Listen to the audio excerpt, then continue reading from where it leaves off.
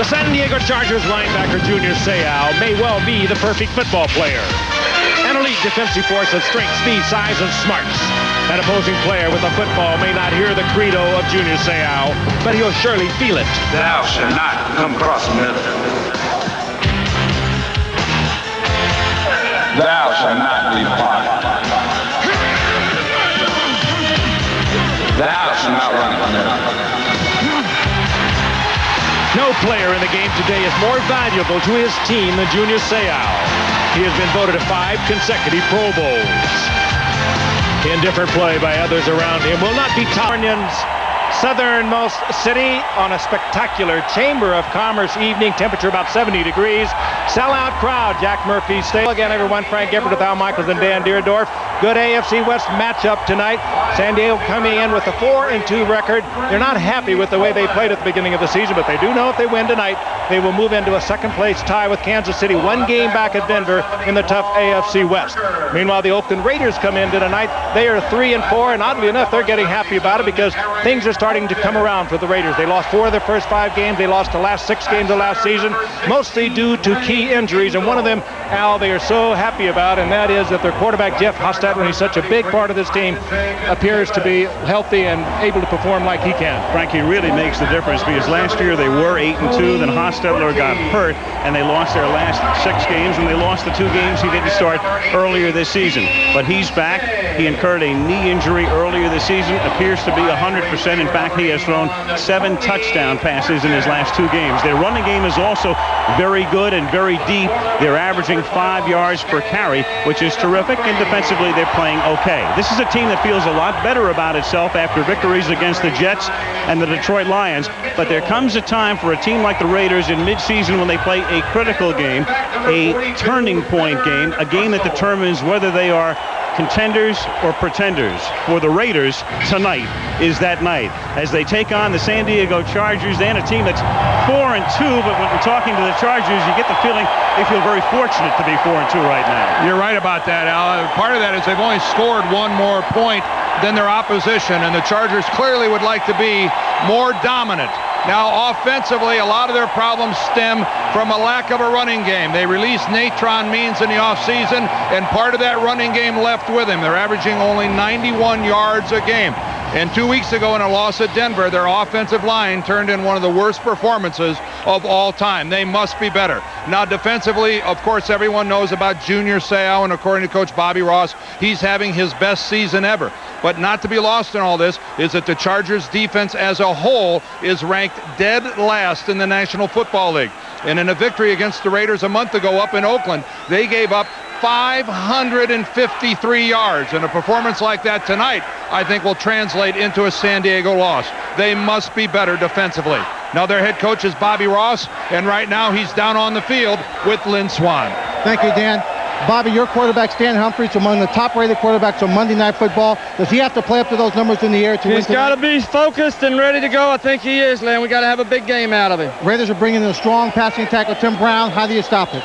We got to just stop the big play. I think that's the starting point. We're better than what we've been showing just statistically. Coach, thank you very much. Al? All right, thank you, Lynn. So Bobby Ross in his 5th season as the head coach of the Chargers. And the San Diego Chargers trying to go to 5-2 as the Raiders try to get even before their bye week. San Diego coming off its bye week. Bobby Ross very upset after that loss to Denver, in which the team squandered a 17-0 lead and lost 28-17. The Raiders will have their bye week next week. In fact, the next time the Raiders see action, it's another Monday night game. We will have them at home against the Denver Broncos on Monday Night Football 2 weeks from tonight. Well, now that bye week is going to help the Raiders because they are getting some people back healthy, but their secondary is going to be kind of a patched up one tonight. The Chargers not terribly effective with the passing game, but it'll be a test for the Raiders secondary because they have some key injuries. Eddie Anderson is out. Dan Land will slip into there. James Trapp will move over for Albert Lewis. It'll be interesting because I think the Chargers would like to run the ball, but it's going to be a great temptation to test that. Cole Ford is the new place kicker this season after Jeff Jager had held down that spot for many years. Jager was released and then came back to burn the Raiders. Jeff now with the Chicago Bears and beat them with a field goal. Terrell Fletcher is back to receive the kick for San Diego, along with Andre Coleman. Coleman in his career, and he's in only his third season in the league, has returned 4 kickoffs for touchdowns during the regular season and also won in the Super Bowl against San Francisco in January of '95. Here we go from San Diego with Cole Ford kicking off and booming one through the end zone. And so the San Diego Chargers will take over at their own 20-yard line. Stan Humphries, chosen by the Washington Redskins in the 6th round in 1988 when Bobby Beathard was there. Now here is the general manager. Stan's been here since '92. He has Leonard Russell starting at running back. The tight ends are Mitchell and May with Papunu inactive. Andre Coleman and Tony Martin are the wideouts. Parker, Moten, Engel for the injured Courtney Hall, Davis and Birdie up front. First down from the 20-yard line. Short drop by Humphries, and the first pass is low, intended for his favorite receiver, Tony Martin. Martin has caught 37 balls. Let's take a look at the Raiders. Very tough up front. Lance Johnstone is a rookie out of Temple. Gets the start at end. Maryland, the former Cowboy, with McLaughlin in the middle and Swilling on the outside. Fredrickson, Beekert, and Jones, the linebackers. Frank talked about the injuries in the secondary, and thus McDaniel and Trapp at the corners, but Lynch and Land at safeties instead of Carrington, who is inactive, and Anderson, who is inactive. And our first flags of the night, the crew tonight, headed by referee Ron Blum.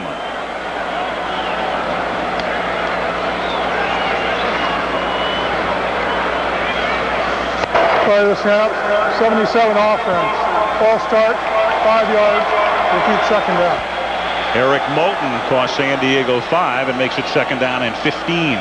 Well, if there has been a struggle spot, it's been the offensive line for these Chargers. Well, Bobby Ross turned up the heat on these guys. You see Moten, the left guard. He gets an early start going out on Russell, Maryland. They were absolutely pitiful 2 weeks ago against Denver. They have been challenged by their coach. Humphries buys time with a good fake, then throws into traffic, and it's broken up.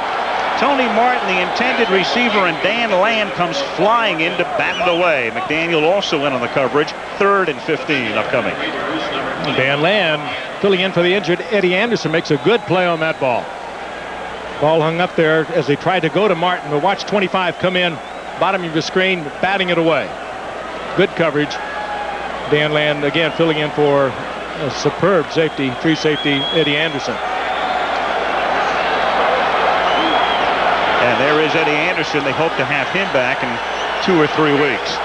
3rd and 15. Pressure on Humphries. He unloads deep, but the coverage is terrific.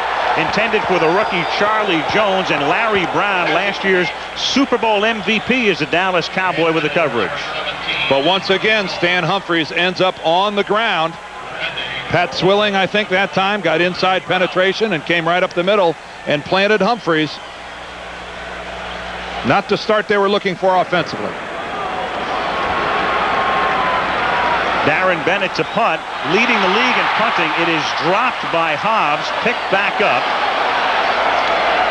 and he brings it back out to the 43-yard line. And that's where the Raiders will take over. Jeff Hostetler guided the New York Giants to a victory in Super Bowl 25 in Tampa against Buffalo. And Haas has Napoleon Kaufman starting at running back with Derek Fenner. Jett and Brown are the wideouts, and Ricky Dudley is a terrific rookie tight end. Jenkins, Wisniewski, Robbins, Gogan, and Kennedy, the interior 5. First down, Oakland at the 43-yard line.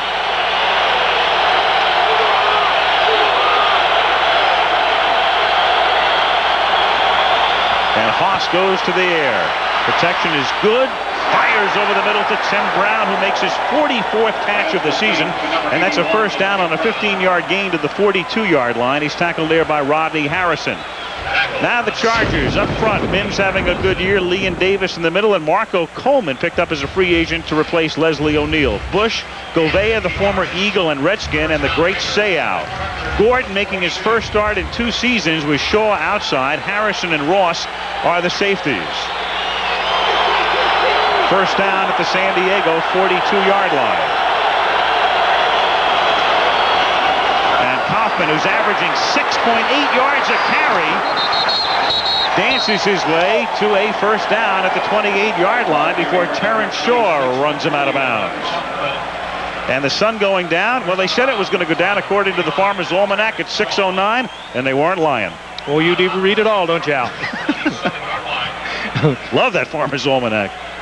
So far, everything is working for Oakland. They get the big completion over the middle to Tim Brown. Now they turn loose Napoleon Kaufman around the left side. Missed tackle by Kurt Gavea. Another first down. So far, the Raiders dispensing with second and third down. From the 27-yard line, they give it to Kaufman again, and he takes it to the 25. We'll see a lot of Joe Aska, and we'll also see Harvey Williams, who's been hurt back tonight. I mentioned at the top, the Raiders a good running game and a deep running game, and three guys who can do a lot of damage. Harvey Williams has missed the last couple of games with a calf injury. There's Harvey over on the sideline, and this is a guy who has in the past generated more than 1,000 yards in a season. Depth is not a problem at the running back position for the Raiders. Plenty of qualified people. No score, a little more than 2 minutes into the game in San Diego. On second and 8, Hostetler with pressure from the outside, escapes and then throws, and it's incomplete. Raiders want intentional grounding. No flag. Lewis Bush, the linebacker, put the heat on. And Mims. This is what the Chargers need more of. Their blitz patterns have been strictly Junior Seau, and I think we'll see them changing it up a lot more. They have been picked up rather readily, and Junior Seau, while he is a good linebacker on the blitz, he needs a little help. That time he got it from the inside, and they were all over Hostetler. I think Charger fans are justified in being unhappy with not getting an intentional grounding. You're supposed to be outside the pocket to be able to get rid of a football like that. I think Hostetler was still in the pocket. He was clearly between the tackles. Third down and 9. Straight drop back. He throws. Great pass caught by Tim Brown as he threaded it in there and had some touch on it as well. Eric Castle runs him out of bounds at the 3, first and goal. San Diego trying to double up on Tim Brown.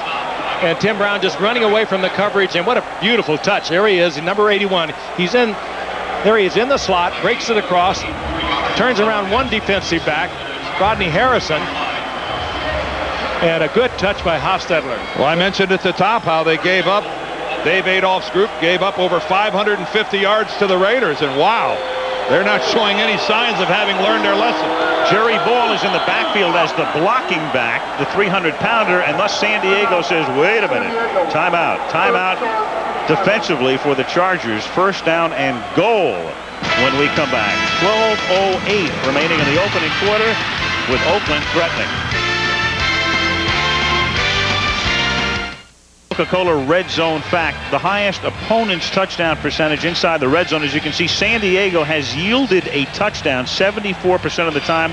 The opposition has gone inside the 20, worst in the league. The NFL average is 47%. Stay tuned at the end of the game for the winning red zone number. First and goal with Jerry Ball, the blocking back, from the 2-yard line. And the ball is given to Derek Fenner for the touchdown. So they put the two big guys back there with a flag down at the 2, and Ball leading the way for the 245-pound Fenner. And Mike White's expression tells you all you need to know about this call. Well, the Raiders come in here tonight. Annually, they're right up there with the leaders in penalties, and this will be the second one against them this evening. No. Holding. 83 offense. 10 yards, repeat first down. Ricky Dudley, the rookie tight end. Boy, look at Jerry Ball with that lead block thrown by the big guy. Whoa. He's a wide body, isn't he? Yes, sir. That's 340 pounds coming at you. And the Raiders have done what the Chargers can't, or at least haven't to this point, and that's stopped them. On first and goal from the 12, here's Kaufman. And Napoleon Kaufman scores on a slant to the right side, turns the corner and goes in back of a Kevin Gogan block to give Oakland the lead. Well, he's only 5'9" and 180 pounds, but he plays big. That's whatever all the coaches will tell you, all the players. He plays like a big man, but he put on a tremendous move to break it back to the inside. and get the touchdown. He is one nifty runner, but he will run strong for you also. Watch when he gets just to the outside. He looks like he's going to take it outside. Little juke there, break to the inside, and no chance does Darian Gordon have. Well, that's about as dominant of an opening series as a football team can have. Scoring a touchdown, having a call back, and the very next play, you stuff it in again. Cole Ford for the point after Napoleon Kaufman scores his first rushing touchdown. As you look at Dave Adolph, the defensive coordinator, Napoleon's first rushing touchdown since his first NFL game at the beginning of last season. 7-0 Raiders. Jack Murphy Stadium in San Diego. Great shot as you look down into this facility, which was built in the late 60s and is the home of the San Diego Padres and Chargers and the San Diego State Aztecs. Chargers shaking their heads. Jeff Hostetler, meanwhile, guiding the team to a touchdown on the opening drive, which was brilliantly conceived and executed. And Andre Coleman is back to receive Cole Ford's kickoff. His first kickoff wound up going through the end zone, and this one is deep enough for his second touchback. Monday Night Football from San Diego is being brought to you by Nissan, who reminds you that life is a journey. Enjoy the ride. Circuit City, the choice for price selection and service. Priority mail from the U.S. Postal Service. And Bud Ice and Bud Ice Light. Drink Bud Ice, but beware the Penguins. Take my word for it, in this offensive huddle of the Chargers, having just seen what happened to their defensive team, they feel a real sense of urgency. They realize they're going to have to score a lot of points tonight to win this ball game. Let's see if they pick up the tempo. And on first down, it's Leonard Russell picking up the yard. Remember, Natron Means looked like he'd be their guy as Courtney Hall, the center, is hurt. And Courtney will be out for a couple of weeks. They hope to have him back in 3 weeks or so. And Greg Engel takes over in the middle of a running game that's spearheaded by Russell. We'll also see Aaron Hayden as well tonight. But the Chargers, among other things, dispensed with Natron Meads in a purge this year by Bobby Ross and Bobby Beathard, with O'Neal and Means leaving town. 2nd down and 9 from the 21-yard line. Russell, who came into the league as a Patriot, takes it up to the 32-yard line. The first-round draft choice out of Arizona State in '91, picks up 11. Big running back who can also work well out of the backfield. And you're right, he was a first-round draft pick, came here as a free agent and to fill in for Natron Means, who also took the free agency route. But not only did they let Natron Means go, their receiving corps was hurt. Mark Sade, John Jefferson. Here's Russell again. Stopped initially at the line of scrimmage, and then with a second burst picks up 6 up to the 38-yard line. Nice job by Leonard of keeping his legs driving, showing some good balance, spinning back. There was no Raider pursuit, and he's able to pick up 5 yards on something that looked more like a loss of about 1. 6'2" and about 240 pounds, and he moves it really well, spinning back to the inside. Good move. 2nd and 5. Oakland on top 7-0. Their second possession. And it's Russell this time stopped back of the line of scrimmage. Lance Johnstone, a rookie out of Temple, getting the start because Anthony Smith has been suspended by the team. He walked out on the team, did Anthony, who had been the starter. And this kid has actually supplanted Nolan Harrison, at least temporarily, as the starter. Rookie second-round draft pick out of Temple. He gives away an awful lot of size in this day and age of huge people playing on the line of scrimmage. Johnstone is only 250 pounds. You can see he's a very lean, not a big-legged guy, and he's given away an awful lot of weight and leverage down there. 3rd down and 7. And Humphreys tries to gun it into the rookie Charlie Jones out of Fresno State, covered by Larry Brown. So the drive begins auspiciously for San Diego, but fizzles out here, and they'll have to punt again. I think when Stan Humphrey comes into the huddle, he looks around and he probably wonders whatever happened to Mark Say and Sean Jefferson. His receiver, the one experienced receiver, is Tony Martin, having a great year, but you can double up on a receiver and cover the rookies, Brian Still and Charlie Jones, with single coverage and be very effective. Here's Bennett now. Whoa. Booming punt and an angled kick. And it hits the pylon. It hits the pylon. But they're going to, the pylon is in the end zone. It's in the end zone, so that's going to be a touchback. Boy, oh boy, it looked like that was going to go out on the half-yard line, but it hit that pylon. Keep in mind, the minute it touches this pylon, that's the same as entering the end zone.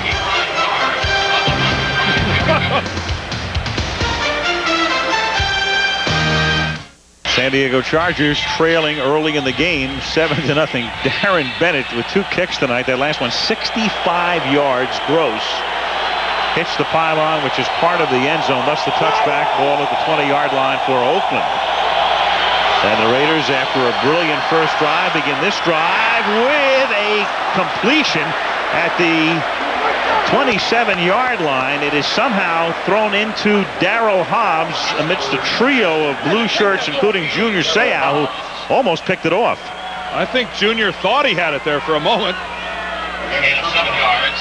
Junior came out of there almost with his body language like he had the football.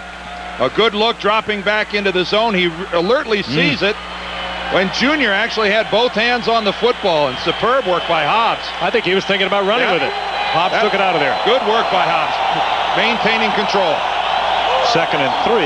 And Hostetler with a fumble and recovers it himself at the 26-yard line. It's a loss of 1. It'll be 3rd and 4 with 8.5 minutes to go in the quarter. And Mike White in his second season watching his Raiders lead 7-0.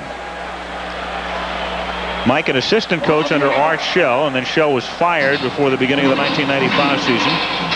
White, former head coach at Cal and at Illinois. And the Raiders have lost 7 consecutive games within the AFC West. So it's been a year since they won a game in this division. 3rd down and 4 from the 26-yard line with Tim Brown in motion. Raiders looking at a blitz. Here come the Chargers. Hostetler stepping up and stepping out, looking for the first down, and has it with a flag down. Jeff run out of bounds at the 34-yard line. Ball carrier out of bounds at the Flag down right at the line of scrimmage. The Chargers in a blitz trying to time it out. Let's see if they do somebody out of their stance. Seau may have been across the line a little early.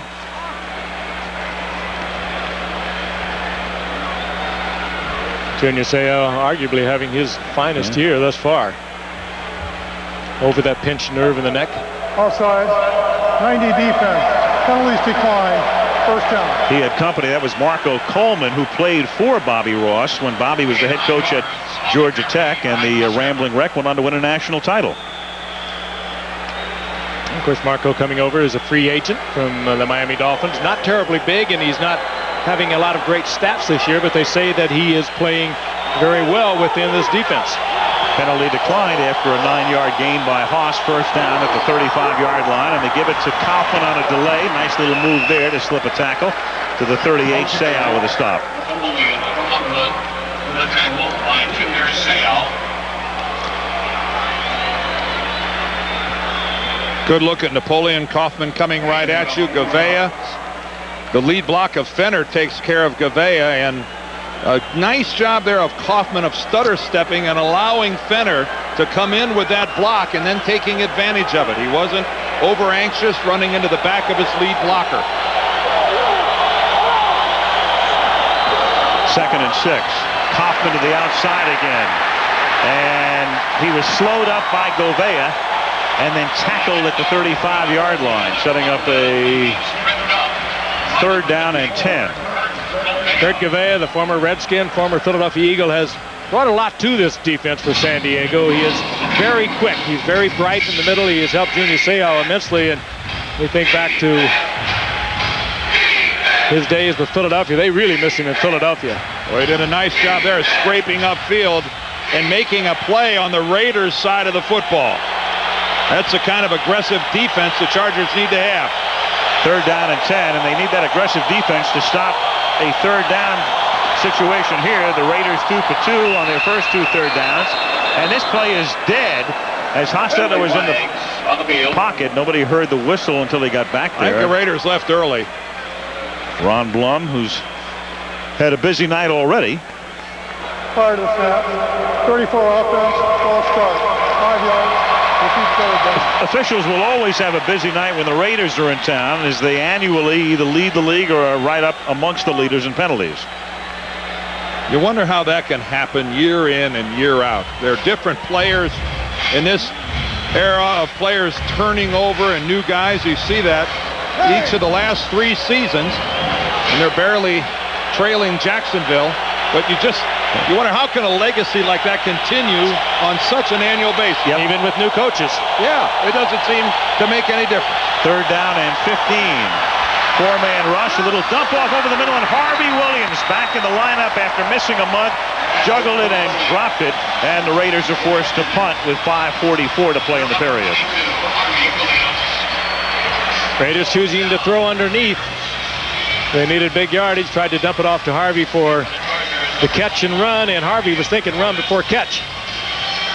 Ball a little bit low and away, and sometimes it's so difficult. Harvey just shaking the rust off. Well, where the Chargers have been playing well is on special teams. They're going to make a factor tonight. That number 21 back there, he's the guy that can make a difference. Jeff Goss at the kick. Darian Gordon averaging a scintillating 19.5 yards per run back this season. Takes the 48-yard kick at the 22-yard line, and Gordon gets tripped up at the 27-yard line. Tackle made there by Mike Morton. 5:33 left in the opening quarter. Raiders 7, Chargers nothing.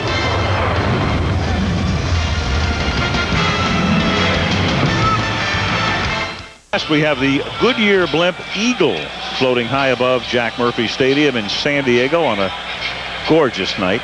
Spectacular day. A lot of wind though, and a lot of fires besieging Southern California today as San Diego takes possession at the 28-yard line, 1st and 10. Oakland leading 7-0. Leonard Russell picks his way up to the 32-yard line for a gain of 4 to be 2nd down and 6. Greg Biekert makes the stop. Stan Humphries still looking for his first completion tonight. Thus the Chargers 3 and out on their first possession. Picked up a 1st down on the ground on their second, but were forced to punt again. Chargers coming after a week off in their bye, and Stan Humphries needed it. 10 stitches in his chin after he was hammered about 10 or 11 times by the Broncos in the loss of Denver. 2nd down and 6 from the 32-yard line. And the first completion of the night to Deems May, the tight end, who picks up a 1st down. It's a tight end-oriented offense. Tight ends and H-backs, and they're missing their big guy tonight, Alfred Papuno. So Deems May, who normally plays about 20 plays a game, will have to go 60 tonight.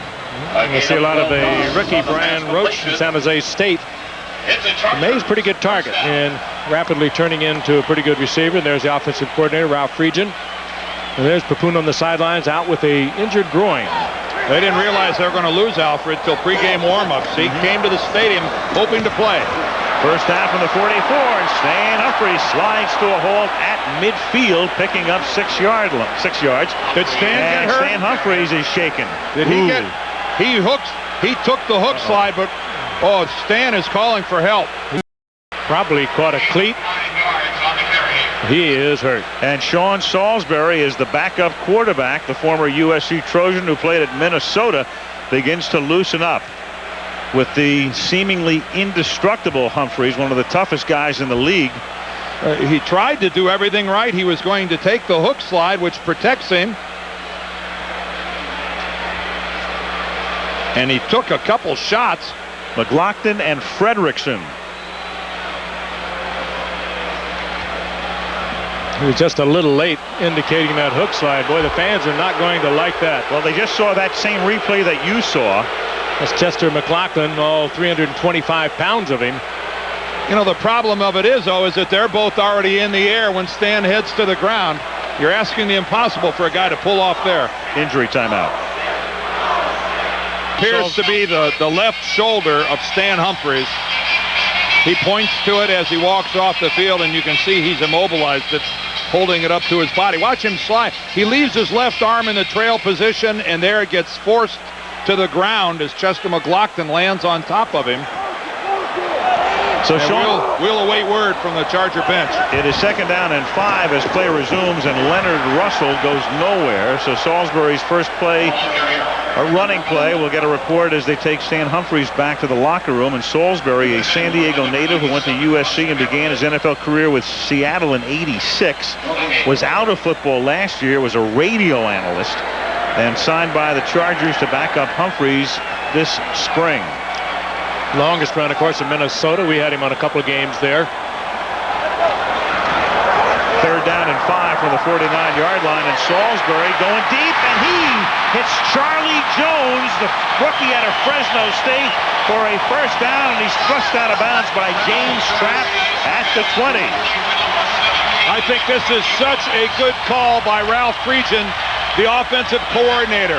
Don't do the obvious and just hammer it into the line, hoping that Salisbury gets warmed up slowly. Let him throw the ball deep. This instantly changes the way the Raiders now will play defense. Well, the Raiders doing what you anticipated they would do. They blitzed him right away. Good pickup by the offensive line of the San Diego Chargers. Charlie Jones with a lot of speed got down deep. 2:48 to go in the quarter. 7-0. Raiders on top, and Salisbury does get the play away, but he'd have been better served if he hadn't, as Leonard Russell gets tackled by McLaughlin. Loss of 3. Chester McLaughlin, that's nothing fancy, just a slant to the outside, and he's right in the middle of your screen, number 91. Greg Engel, the center, leans his way for a moment. That appeared to be some type of blocking confusion between Engel, the center, and Moten, the left guard. One of those two guys, or maybe both of them, should have thought about blocking Big Chester. Loss of 4, 2nd and 14. Corner blitz, pass caught at the 14. It's Charlie Jones again. It'll be 3rd down and 5. He's tackled there by James Trapp. Jones 5'8" and 175, a rookie pickup out of Fresno State, as the Chargers try to find a good young receiver. They thought they had one in their top draft choice this year, Brian Still, but Jones begins to emerge now. Good look that Jones was going to take it deep. Trapp, who's filling in for the injured Albert Lewis, bought a little bit of it, thought he was going to take it deep, and it was pretty good timing by Salisbury, who could not have had much work during the past few weeks. Humphries taking most of the snaps, of course. 3rd down and 4. They stack the receivers on the left side. Run a nice play. That's Jones again. And he's taken down at the 9-yard line, and that's enough for a first down. 1st and goal, covered by Larry Brown. Pretty tough to fault Salisbury in the way he's throwing the ball. He's authoritative. He's very crisp, as Fred Whittingham, the defensive coordinator of the Raiders, tries to find something here that'll work. But look at the quality of that throw. Nice tight spiral right on the numbers. And a good scheme. Yeah. Had the two receivers lined up right together, and Jones breaking to the outside. Larry Brown had a long way to come. Jones' 3rd catch of the game. A minute to go in the quarter. 1st and goal, San Diego from the 9. Leonard Russell picks up 3 to the 6-yard line. Rob Frederickson makes the tackle. 2nd down and goal.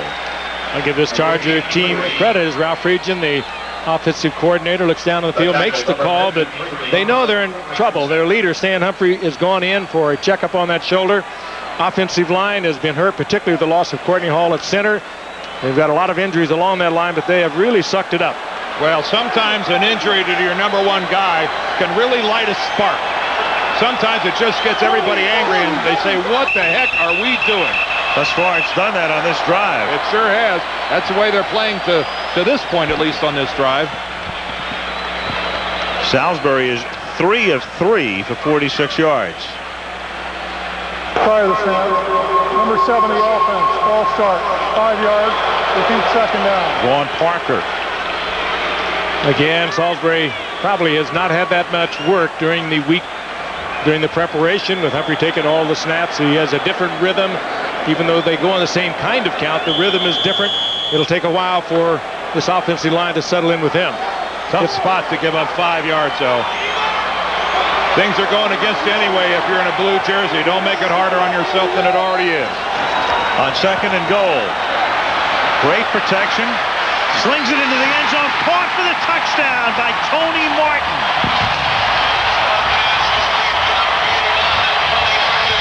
Fabulous pass protection by this much maligned offensive line of the Chargers. Salisbury keeping it alive, and Tony Martin at the back of the end zone making a good move to come back to Salisbury.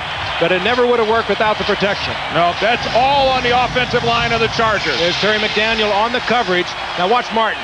Got around behind him, came back along the baseline, and credit the offensive line, but a good throw by Salisbury and good heads-up play by Martin. John Carney for the point after. Salisbury stays in to hold.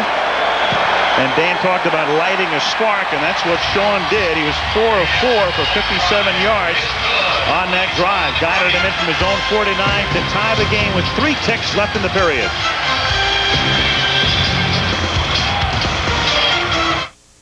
And the Raiders tied 7-7 as Salisbury connects with Tony Martin. And Martin scores his 4th touchdown against the Raiders in 5 quarters this season. He had 3 touchdowns and 10 receptions in San Diego's 40-34 win earlier this year. It wasn't a textbook spiral on its way to Martin, but nonetheless, that protection afforded Salisbury a great look at everything that was happening in the end zone.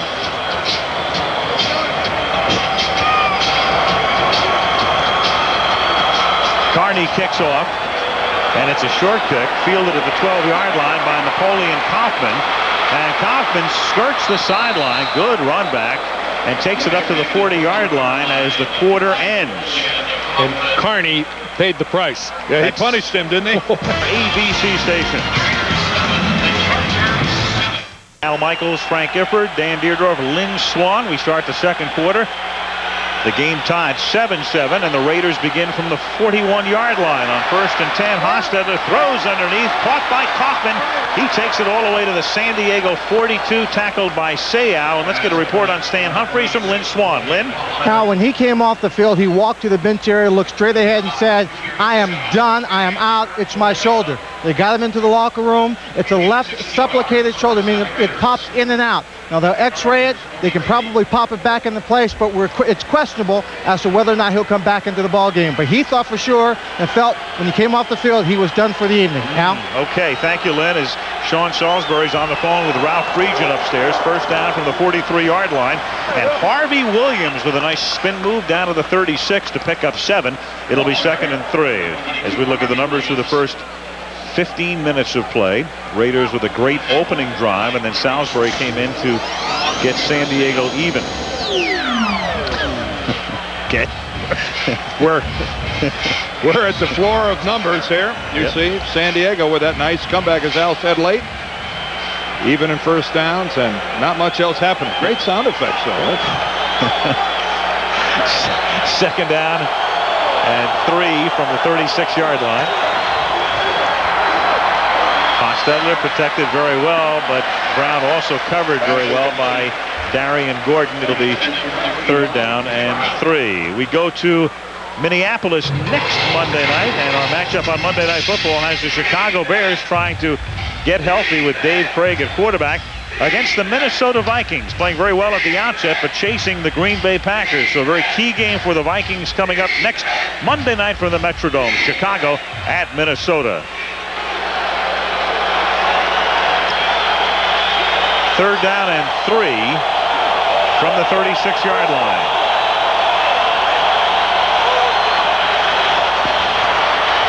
And Hostetler fires over the middle and hits Darryl Hobbs, who has been a key man for the Raiders on 3rd down this season.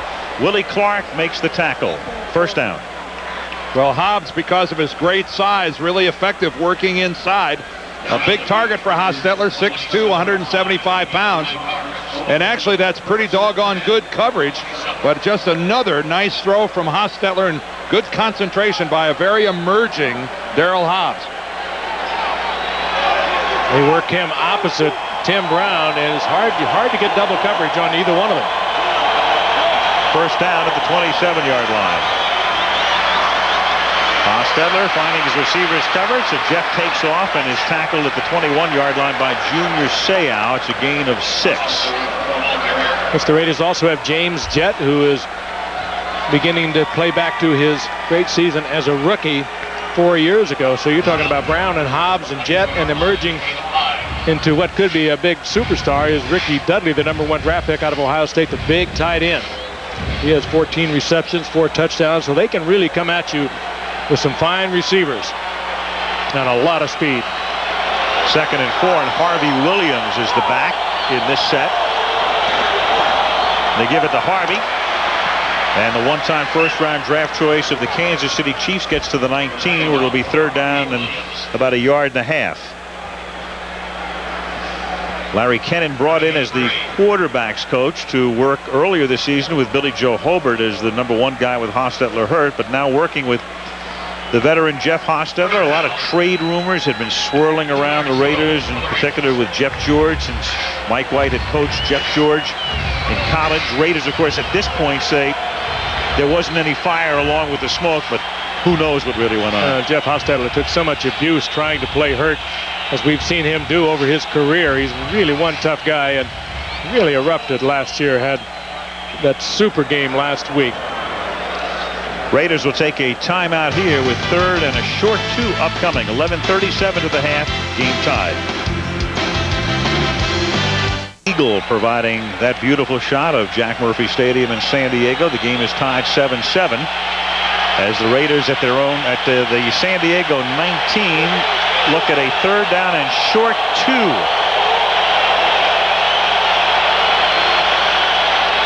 Take it to Fenner. Haas going for 6, and it's broken up at the very end. Andrew Glover, the tight end, looking for a flag, and the back judge says no, sir. Great coverage by Rodney Harrison and Eric Castle. That was good coverage because the cornerbacks were out for the San Diego Chargers. They brought their short yardage defense, and pretty good play action fake. The back there was Eric Castle. Rodney Harrison getting his arms up. Castle right with him, right off the fingertips. Now a 37-yard field goal attempt for Cole Ford. Jeff Gossett to hold. So Ford tries to give the Raiders the lead again. From 37 yards out, Cole Ford bangs it through. And the Raiders on top again with 11:27 left in the half. It's Oakland 10, San Diego 7.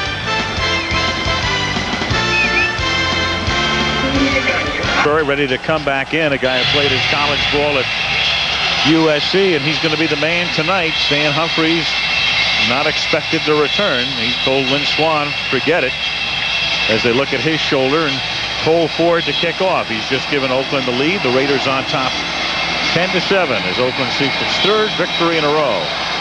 Ford's first 2 kicks were touchbacks. This one a much shorter one. Flag is down at the 40-yard line as Andre Coleman runs out of bounds, and when a flag is down, that means one of the Raiders came across the 40 before Ford did, and they'll be offside. Howard Slavin is the side judge, and he's the man who makes the call. Across the 30-yard line, not the 40-yard line. Rusty Tillman, the special teams coach, awaits this call.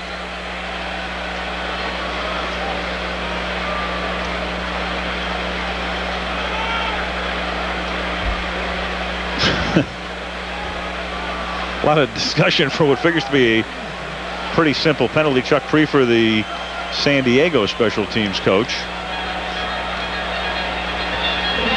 I think if you've got an Andre Coleman back there, you're going to want to kick it again. Coleman has 4 kickoff returns in his career for touchdowns. He's discussing it could be against San Diego. Yeah, against San Diego. It looks like it is. 38 of the receivers. Penalties decline. They didn't have enough. They didn't have enough men up the line. ABC's Monday Night Football is being brought to you by Brewery Fresh Budweiser. Reminds you fresh beer tastes better. Plymouth, one clever idea after another. That's Plymouth. And Pepsid AC Acid Controller. You can be heartburn free with Pepsid AC.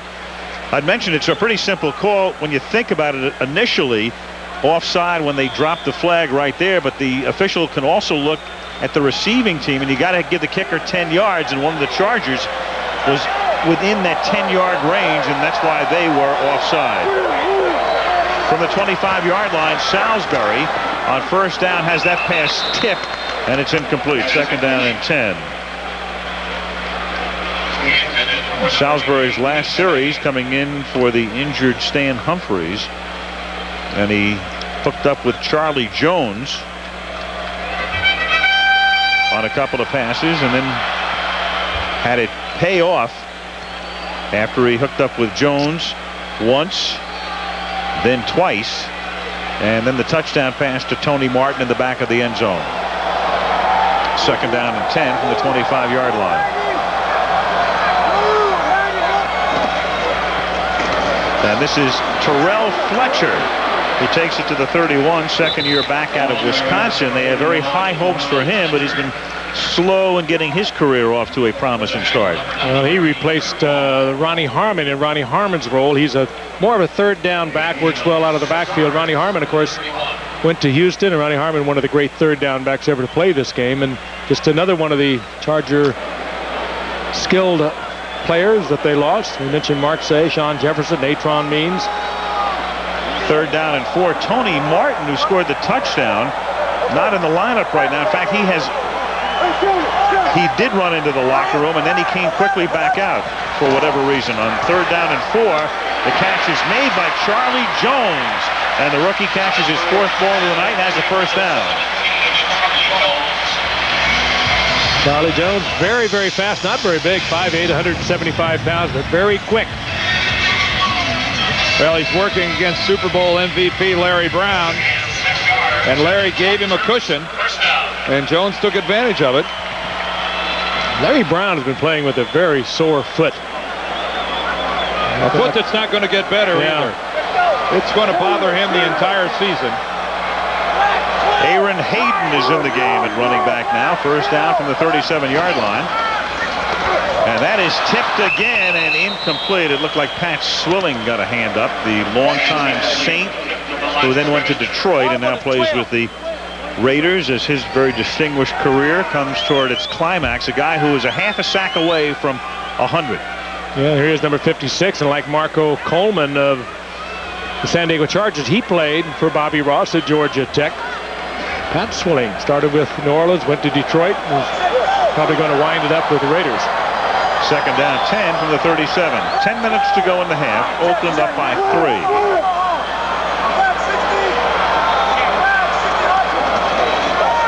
And this is Hayden. And the former Tennessee star tries to get on track and then gets taken down by a bunch of white shirts up at the 35-yard line.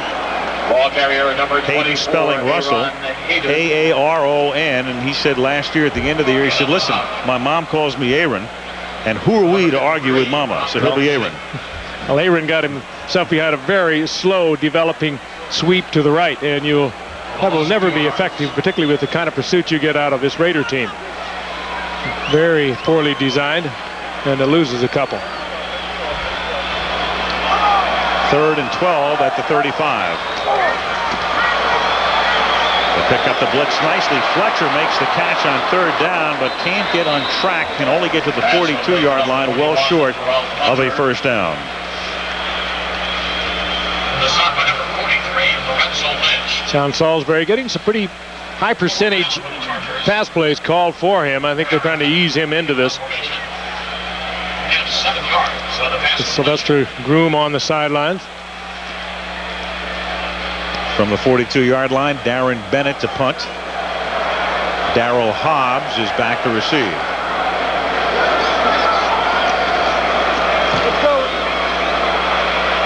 Another boomer. Fair catch called for and made at the 9-yard line. 49-yard kick. 8:31 to the half. The Raiders leading 10-7 in Surf City, USA.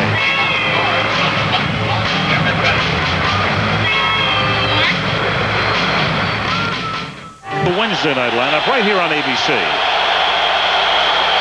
Raiders from the 9-yard line. Hostetler on first down, going deep and almost picked off at the 40-yard line. Terrence Shaw got his hands on it. Intended for Tim Brown. Well, it was intended for Tim Brown, but it was overthrown at 5 yards and almost picked off. Jeff maybe was thinking Tim might be going to do something a little different on the other end of that. A deep kind of a curl in. Here's Brown. He found the empty seam, but well overthrown. No, I'm not sure that Hostetler was anticipating that little fake to the sidelines that Brown made that slowed him down. I think they were at two different defenses. Brown saw the zone. Hostetler didn't. Second and 10 from the 9, and Harvey Williams has nowhere to run. stopped after a gain of 1. It'll be 3rd and 9 for the Raiders from the 10-yard line. Marco Coleman with the initial hit. Harvey doesn't look real sure of himself. There's a good look at Joe Bugle, the offensive line coach of the Raiders and their assistant head coach. But right now, Harvey looks like a guy who's feeling his way back into it. He very much gives the impression, Frank, of a guy that's been out a couple weeks. And a little tentative, a very sore calf. They say he's ready to go, and they say also that they really need him the second half of the season. He's their guy that's going to take them into the playoffs if they're going to get there. 3rd and 9. Raiders leading by 3 midway through the second quarter. Blitz. Brown makes the catch to the 24-yard line. Live by it, die by it. Hostetler got hit as the Chargers came blitzing through. Jeff pays the price, but got it away. First down. Well, even if you blitz, you have got to have somebody keeping an eye on Tim Brown. He stutter-stepped along the line of scrimmage. They just lost him in the coverage, and he came off the line of scrimmage with no one even near him. You have to account for Tim Brown when you play the Raiders. And Chris Mims puts a helmet right into the right rib cage of Jeff Hostetler, and that hurt Jeff. You could see him grimacing when it was over. Good pressure there by Chris Mims, who's having his best year in quite a while for the San Diego Chargers. From the 24-yard line, Kaufman started to stumble as he took the handoff. It's a gain of 1. Steve Wisniewski beginning to mix it up with Chris Mims, and Steve has very much been in the news. In fact, he's $50,000 lighter this week. He was fined $50,000 for 2 separate incidents that took place in their game with Detroit. $30,000 for his, I believe, 3rd unnecessary roughness call of the season. He was late hitting a pile, and then $20,000 in a separate incident where he charged and made contact with an official. A rough week for Wisniewski. 2nd down and 9. And Hostetler throws, and that's a little too high for Tim Brown, who looks for a flag and doesn't get it. Oh, a little frustrated with himself, too, because he, even though he probably was bumped a little bit, this is a pass he should have caught. Boy, now Tim Brown really exercised. That ball was well thrown. 3rd and 9. Season approaching the halfway mark. If you haven't heard it today, 2 coaches, Dave Shula and Jim Mora, no longer head coaches in the NFL. A look at the play again here. Rodney Harrison with a little bump there that Tim Brown thought was unnecessary. It didn't draw the flag, and Brown should have caught the football. 3rd and 9. Dave Shula fired today in Cincinnati. Jim Mora resigning today in New Orleans.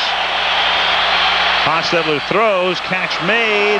Darryl Hobbs, and Hobbs has been the big man all season on 3rd down. Picks up a 3rd down conversion here. 1st down up at the 37-yard line.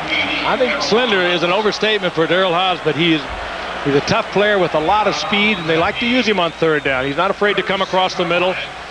And that time he made a good move after he caught the ball to get the 1st down yardage. Well, they do go to him on 3rd down. Darian Gordon, the cornerback to that side, tried to make an ankle tackle, and Hobbs just really high-stepped it right over the top of him. Darian Gordon with his first start, missed all of last year with a rotator cuff problem. 1st down from the 37. Harvey Williams takes the swing pass, and he is out of bounds. He stepped on the chalk at the 43. Oh, the flag comes in at the end of the play. Boy, they threw the flag. Kevin Ross was the safety, and he came up and made contact with Williams at the end of the play. Are they going to say that that was a late hit?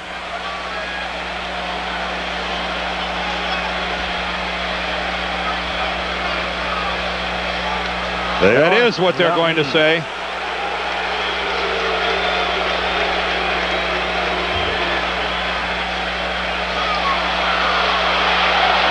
Unnecessary roughness, late hit after the whistle, 15-yard, number 36 defense. You know, let's take a close look at this, and let's try to forget that there's been some pushing and shoving going on prior to this. Looks like Harvey Williams is still working. I think that's really touchy. Yep. I think that's a direct result of the fact that there's been some pushing and shoving on the previous couple of plays. If you're Kevin Ross, that looks to you like Harvey Williams is still in bounds, and it's still a live play. Yep. Well, I think that's just a little too fine by the officials. That shouldn't have been thrown. First and 10 at the 42-yard line, and Hostetler throws for Brown, incomplete. Ross covering on the play. It'll be second down and 10. It's not like Kevin Ross tried to put a helmet in his throat or something like that. Dan, we were talking about Wisniewski before. When a guy gets fined like that, what does it do to his aggressiveness? Well, to a normal person, I would have to think that it would really slow you down. I think Steve Wisniewski is a guy, I'm not insinuating he's not normal, but I think he's a guy that'll play right through it. $50,000 is a lot of money. The $20,000 for bumping an official, hey, that's inexcusable. It can't happen. $30,000 for jumping on a pile, that seems like an awful lot of money to me. That seemed like too much. Second and 10, and Kaufman tries to find a corner to turn around, and he's ridden down by Rodney Harrison for a loss. I mean, for what Wisniewski got fined for, I know this. I played with a bunch of guys that if fines were being thrown around like that, then they would have had to write a check to the league. They wouldn't have made any money by the end of the season. I was going to ask you what it would have done to your bank account for most of your career. How about Dobler? Did he ever make 65? Dobler would have been going to the ATM at halftime.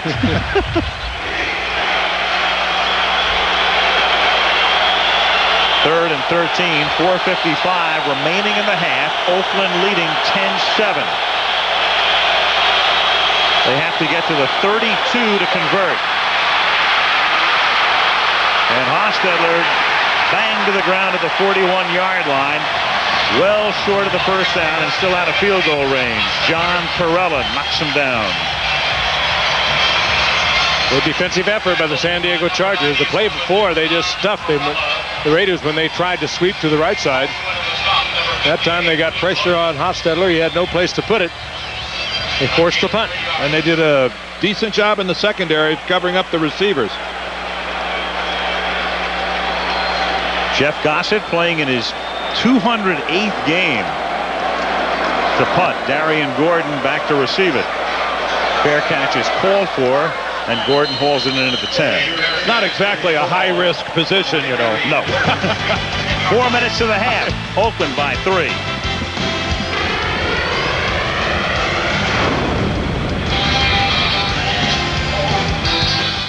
Four minutes remaining in the first half in San Diego. The Chargers coming into this game 4-2. Trying to keep pace at least with Denver and Kansas City and stay a game back. And the Raiders trying to get to 500 from the 9-yard line on first and 10. Sean Salisbury, in place of the injured Humphreys, gives the ball to Hayden. A flag is thrown as Hayden picks up a couple. And another one comes in later.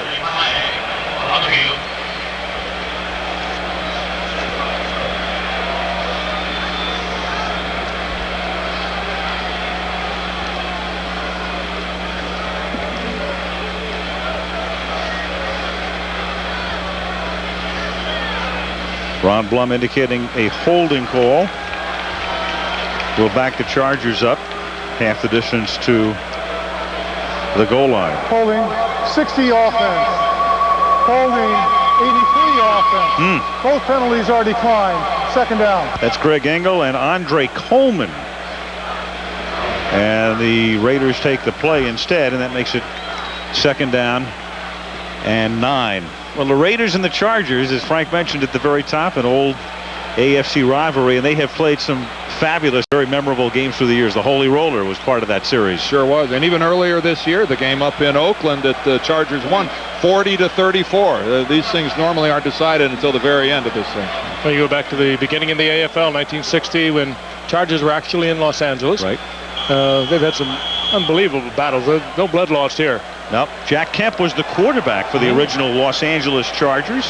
Jack is here tonight with his two sons, Jeff and Jimmy, both professional quarterbacks. Second down and 9 from the 11-yard line.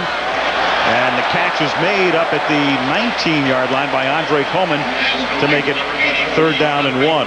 Now Dave Shula gets fired today in Cincinnati. So no surprise to any of us after his tirade last night.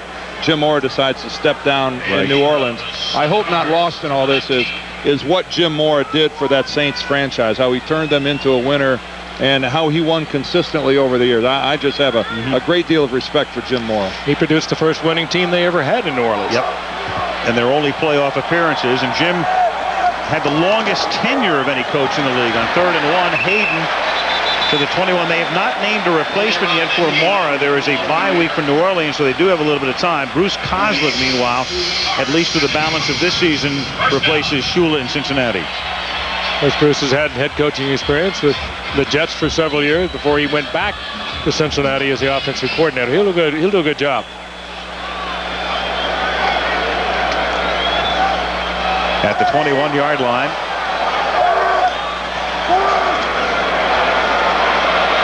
Salisbury slings it on first down and wide open. He finds Brian Still, who was their top draft choice this year, and in their 7th game of the season, Still finally makes his first career catch. Well, they've been waiting for this to happen. They traded their first-round draft pick for next year for a second-round draft pick this year to pick up this man out of Virginia Tech. He has blazing speed, about 4.3. Well, a little look to the outside, split the zone, and he was there. This time, then he was just concentrating on catching it. Exactly right, Frank. But you looked at Terry McDaniel playing that. He was obviously expecting some deep outside help from a safety that wasn't there. A nice job of the Chargers of finding that break in the Raiders secondary. 2-minute warning.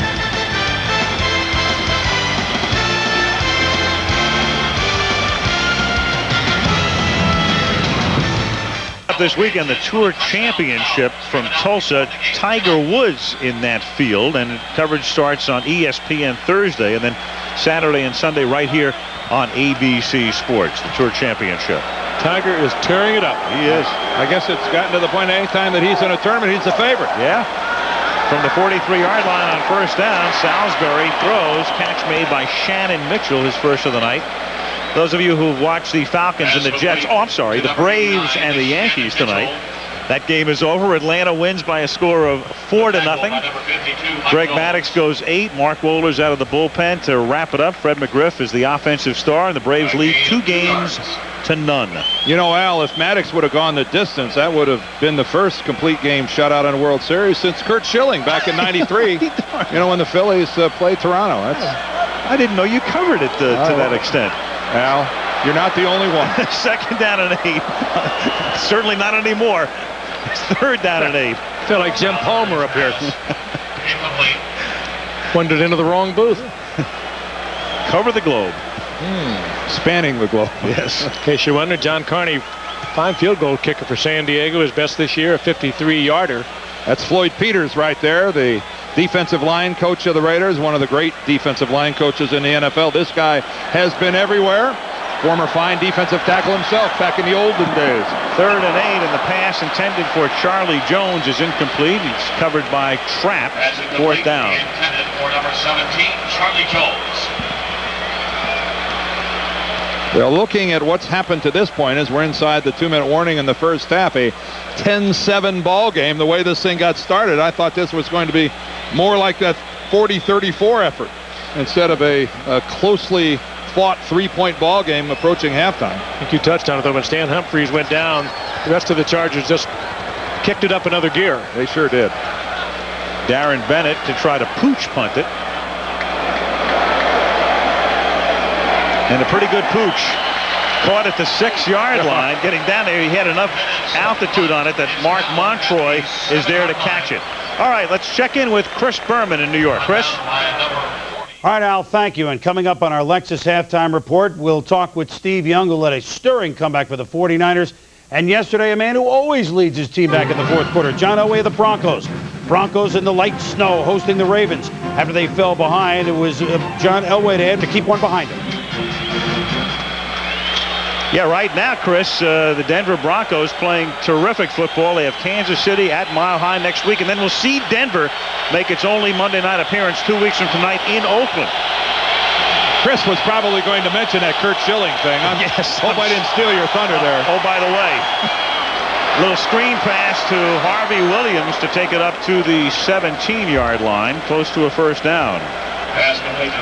Chris mentioning we'll talk to Steve Young at the half. I know we did Steve last week, but he earned another halftime spot with that valiant run yesterday to win the game. Well, the whole game, when he had to come back in, early in the game, it looked like he was through for the day. What a great gutsy performance. Yeah, I guess you expect great things from great players, and we got it from Steve Young yesterday. Considering he was removed for being ineffective. Yeah. Here's Harvey Williams taking it up to the 20-yard line. Darian Gordon comes up there to trip him. Under a minute to play now in the half. Both teams with 2 timeouts, neither one seemingly prone to use them. The Raiders some 80 yards away from the goal line, and the Chargers, well, now they decide to take their timeout. Yeah, it's pretty hard offensively to take one when you're down at your own 20-yard line, and the Chargers, after thinking about it, let some time expire, and then figure, hey, it's 2nd and 8 at the 20. We better start conserving them right here. Well, you have a great return man, too, if they could force the punt. You have Darian Gordon back there that's brought them back all the way in the past.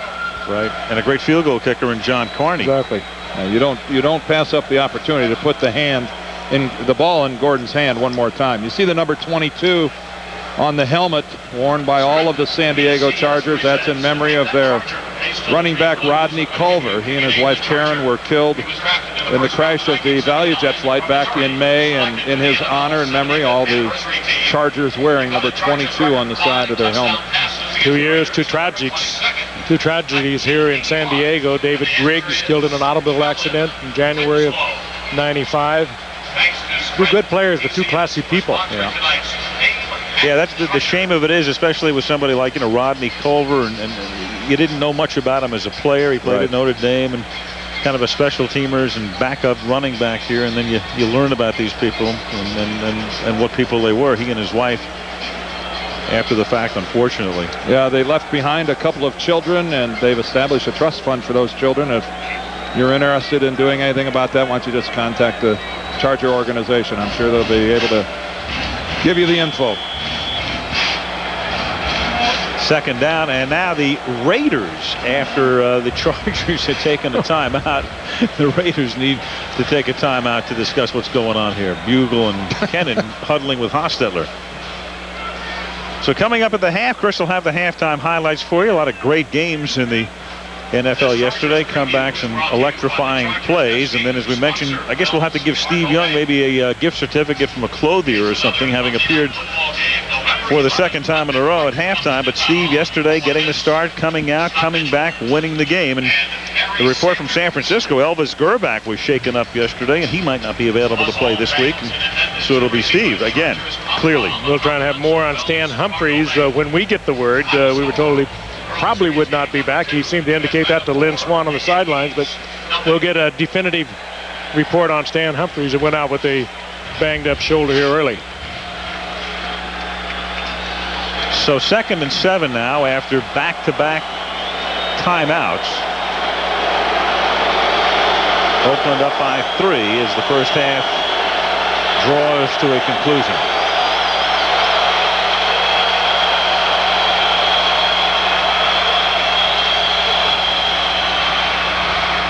It's caught by Fenner, and he is tackled inbounds at the 25-yard line. That will compel San Diego to take another timeout here. It'll be 3rd down and 2.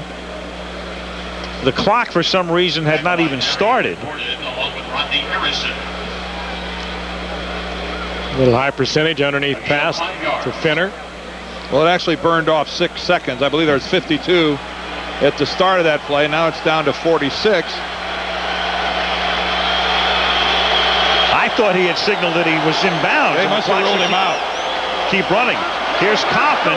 It's Moot now. He picks up the 1st down and takes it to the 42-yard line. And this half will end with Oakland having the football. And now the Raiders can think about getting in field goal position. And they take a timeout. Napoleon Kaufman is just one of those football players that when he has the football, everybody kind of just scooches up a little bit on their seat and gets on the edge of it. Napoleon Kaufman is an exciting running back, and if you look at that yards per carry against the other leaders in the National Football League, when you're in rarefied air, when you're up there at 6.8 yards per carry. He came into it over 300 yards rushing. It isn't any paltry number. He's on having a good year.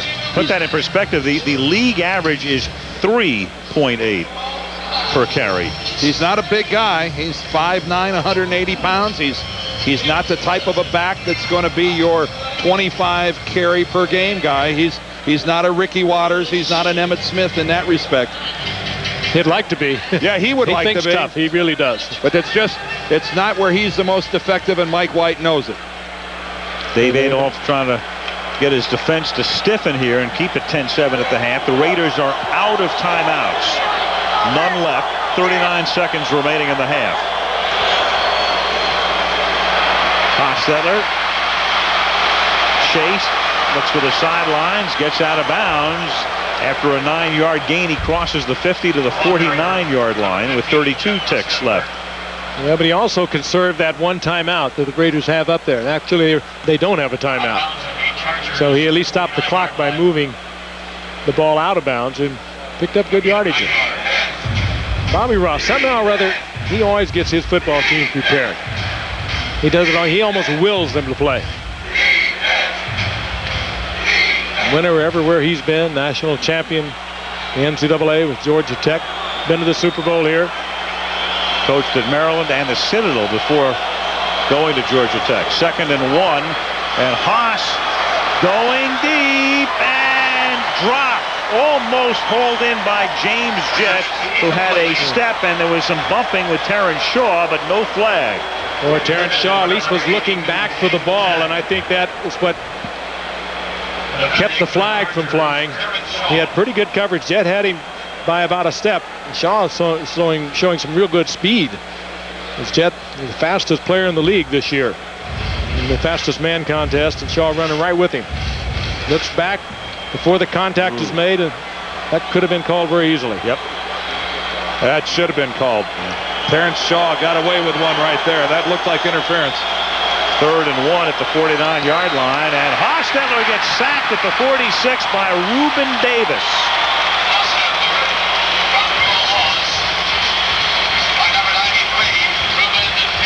And the clock, after being stopped momentarily for the sack, gets wound again. And San Diego has a timeout, but they're not calling it. For what reason, I don't know. At least they would have a chance to return it. Or block the punt, but they let the clock run out. Aaron Gordon has returned 2 of them in his career. They left one on the wall as we reach the half. In San Diego, it's Oakland 10, San Diego 7. We'll return after this message from the National Football League and a word from our ABC station.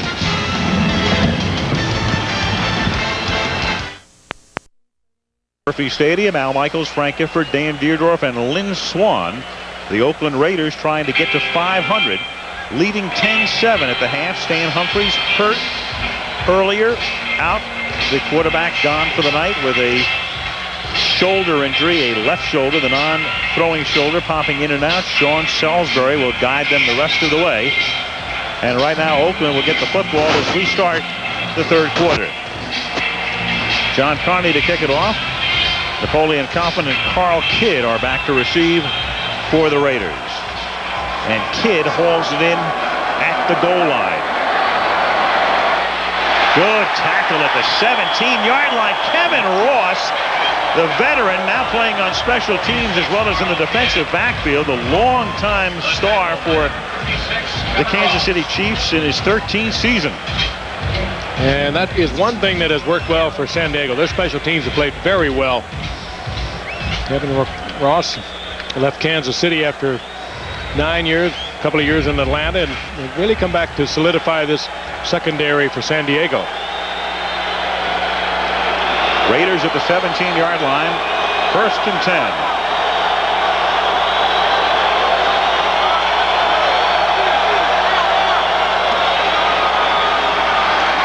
And Haas is going to go deep, and it is picked off. Intercepted by Terrence Shaw. The pass intended for Jett. The play is alive. He's into Oakland territory, runs into his own man Harrison, and then Kaufman finally tackles him at the 44. And a flag comes in at the end of the play. Junior Seau and Steve Wisniewski were kind of going at one another back about the 40-yard line. And Bobby Ross wants to get his guys off the field. I think Ron Blum's staff is taking the attitude, we don't need this and we're not going to tolerate it.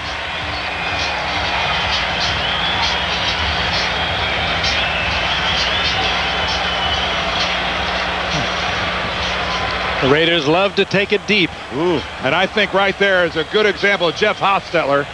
Boy, he is unhappy with James Jett. He was saying, I think you got to go up and fight for that ball. It's our ball.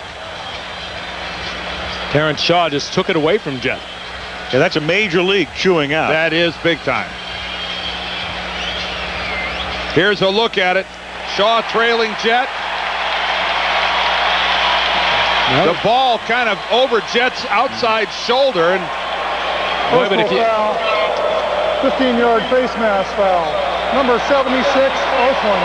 15 yards. Oh, and this one hurts. That's Wisniewski. Well, Wisniewski and Junior Seau were kind of locked up. Now here's where Jett has got to go up and fight for that football. Granted, Terrence Shaw played it very well, got his left arm in there and kept Jett from doing a whole lot. But that was what Hostetler was upset about. He wanted more of a battle for that football from James Jett. Nothing personal. He just wanted to tell him he's got to go up and get it. A good play by Shaw, though, because he forced Jett into a position where James could barely go up and try to fight for it. At the 29-yard line, 1st and 10 is Salisbury. Hands the ball to Russell, and he can't spin his way out of the arms of Chester McLaughlin, stopping him back at the line of scrimmage. Well, McLaughlin is so active for the big man that he is, well over 300 pounds, and so quick, Dan. Well, he's just a sensational athlete. A loss of 2 yards. Made it to the Pro Bowl for the Raiders, and Hostetler still seething on the Raiders sideline. 2nd and 12 from the 31. Opening minutes, second half. Raiders lead by 3. Here they come on the blitz. It's a jailbreak, and it's still caught at the 21-yard line by Tony Martin with good coverage by Terry McDaniel. Sean Salisbury doing a good job filling in for Stan Humphries. Under a little bit of pressure, he just kind of eased to the outside, kept it alive. And here comes Martin. Turns Taniel around, breaks it back. And well thrown. And well thrown is right. I'm impressed. We've touched already on the fact that Sean Salisbury is not expecting to start. Surely didn't get much in the way of repetitions during practice. Most of his throwing comes on his scout team. And you wouldn't expect a guy to be as sharp as he is here. Now, let's guess what was wrong with that play. On a 3rd and long one, the only guy not in motion was the center, Engel. It's my ball, and I'm keeping it. Part of the 73 offense, false start. 5 yards, with the 3rd down. Well, they may call it on Davis, but the only guy who wasn't in sync was the center. Lynn Swan for an update. Lynn? Al, Stan Humphries supplemented shoulder. It's the same injury he had in 1992, the last game of the season against Seattle. In that case, they came back, scoped it, and he played in the playoff game. Now they popped it back into place, and tomorrow they'll evaluate it, see if it swells up. But he will be day-to-day and definitely not back tonight. And their next game is next Sunday at Seattle. It's 3rd down and 6 after the penalty. Juggled and nearly picked off and incomplete. Tony Martin covered by Terry McDaniel. Well thrown ball again by Salisbury. And Tony Martin, who really has gotten beyond his troubles catching the football, and that was a knock on him when he came up with the Miami Dolphins. So he dropped a lot of footballs. He dropped quite a few here in '94, but all of a sudden he worked long and hard with Jerry Sullivan, and he has really developed fine hands. But this was a perfectly thrown football that should have been caught. Well, he got everything he wanted. He got the inside release on McDaniel. Now a 44-yard attempt by John Carney. And Carney's kick hits the upright and bounces back toward the goal line. So John Carney, who comes into the game as the most accurate field goal kicker in the history of the league, 80.4%, hits the upright. You saw Chuck Prefer, and they will get the ball back at the 34-yard line. Will the Oakland Raiders when we come back.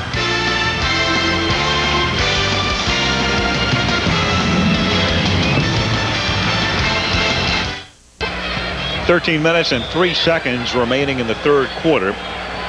Oakland on top 10-7. The Raiders have a 1st and 10 at their own 35-yard line.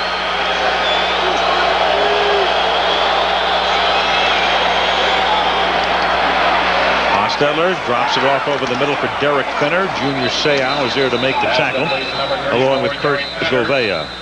Monday Night Football is being brought to you by Ford and your Ford dealer. Have you driven a Ford lately? Dr. Pepper and your local Dr. Pepper bottler. Dr. Pepper is just what the doctor ordered. And Liberty Mutual Insurance, helping people live safer, more secure lives. That's the freedom of liberty.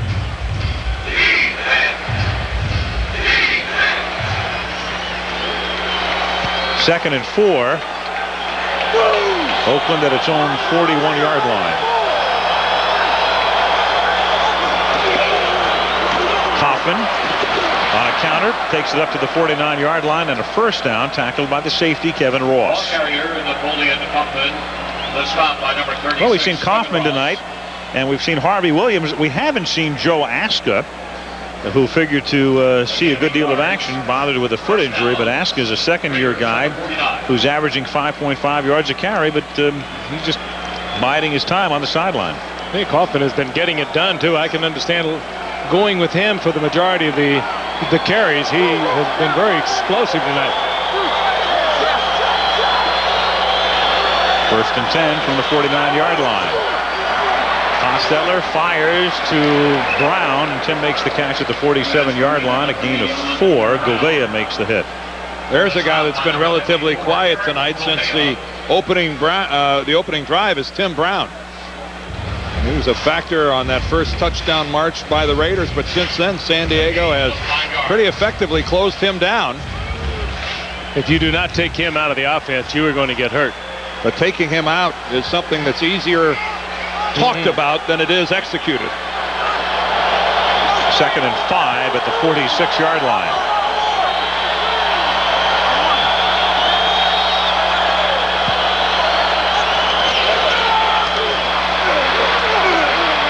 Hostetler deep for Brown, but Brown well covered by Darian Gordon, and a flag is down on the other side of the field at the 34-yard line. Jeff Hostetler saw single coverage. Darian Gordon making his first start in over a year. Lined up on Tim Brown. He changed the play, tried to hit Brown on a fly, and Darian Gordon did a good job on Brown. But on the other side of the field, we get an interference call against illegal contact. 29 defense. 5 yards. 1st down. That's Terrence Shaw. Probably rode his guy beyond the 5-yard zone that these guys are allowed. He's locked up against Jet. Yes, and you can see he rode him just probably 7 yards. And starting a couple of years ago, something these guys were all over a lot closer. And as you can see, Stan has changed into street clothes on the Chargers sideline. First down at the 41-yard line. Here's Harvey Williams to Brown with a lot of room on the other side. Tim Brown for a first down at the 28-yard line, tackled by Seau, a 13-yard gain. Oakland loves this play. They have ever since Tim Brown came up out of Notre Dame. He's a good runner after he gets the football in his hands. They use it all the time, and then when he gets around the corner, he's not looking to step out of bounds either. He broke that back across the middle instead of easing to the outside like a lot of outside receivers would. He took it across the middle and got more yardage out of it. He comes to play at 100%. Tim Brown, the 1987 Heisman Trophy winner at Notre Dame. From the 28-yard line, this is Kaufman, and Seau takes him down in the open field at the 26-yard line. And Junior hurt. Junior got hit by his own guy. Gouveia came up to put a hit on Kaufman. Kaufman ducked it, and Junior took it right in the face. And Kurt hurt as well.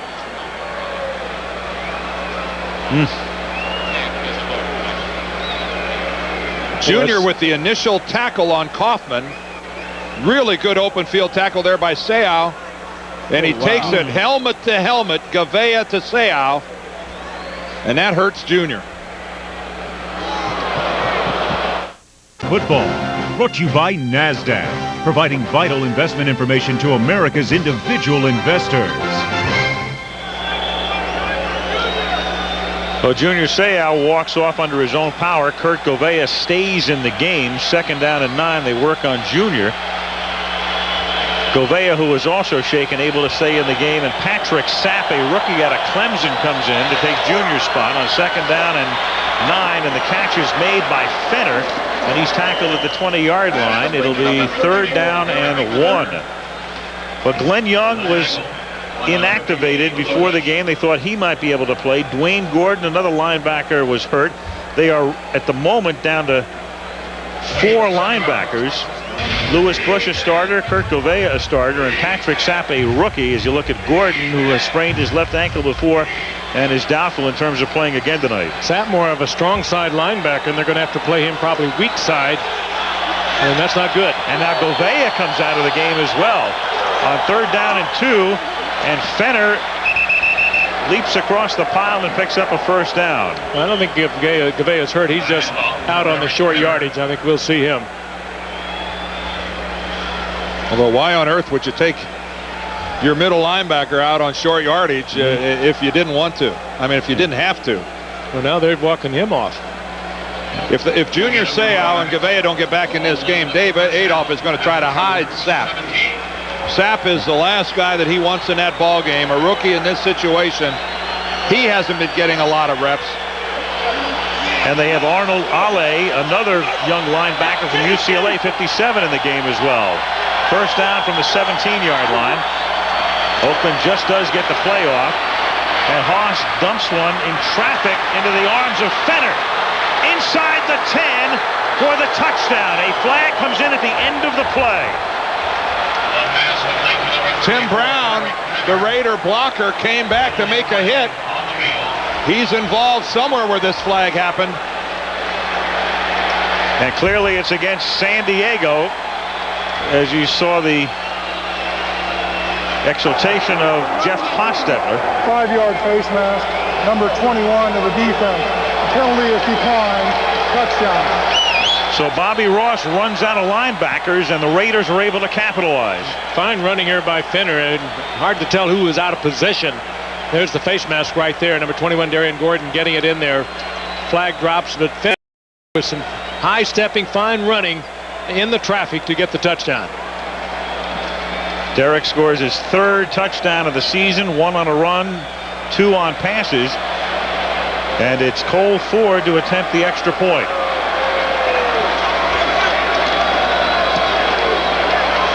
And the Raiders, in a very pivotal and critical midseason game, have taken a 10-point lead with 8:02 left in the 3rd against the banged-up Chargers.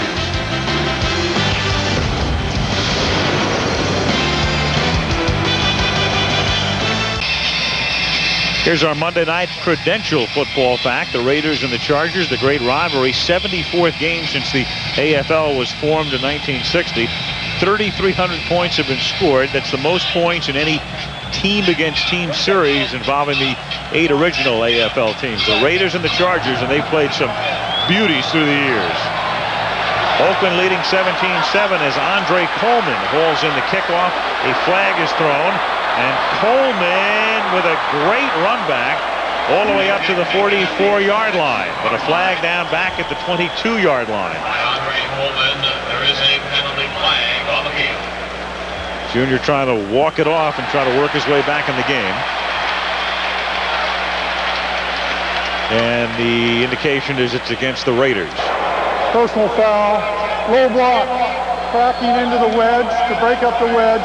46 of the kicking team, 15 yards, 1st down. Carl Kidd. Well, that's a rare happening when you see the kickoff team being penalized. It's got to be a pretty violent effort. Well, when you attack the wedge, you are not allowed to throw yourself into the knees. Take a look at the lower right-hand side. There it is, there. Mm-hmm. That is illegal. That rule was put in effect a couple of years ago.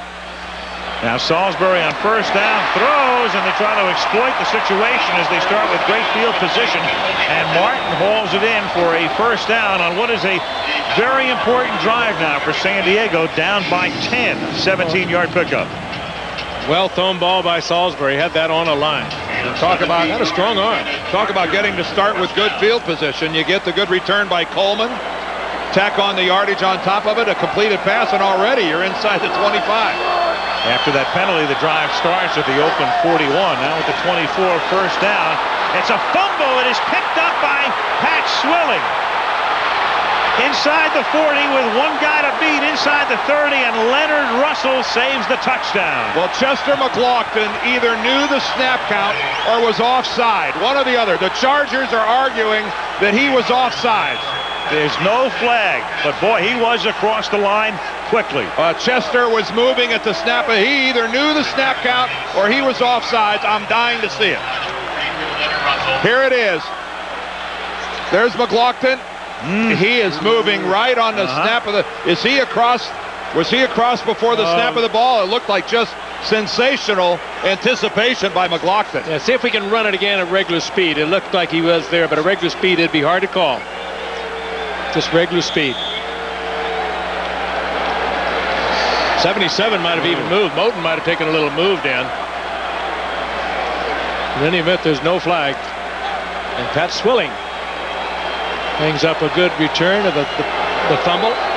His first takeaway since joining the Raiders, and now Seau is back in the game. But things are desperate and pretty critical for the Chargers right here. First down at the 17-yard line. Kaufman makes the catch underneath. And then a nice tackle is made by Terrence Shaw.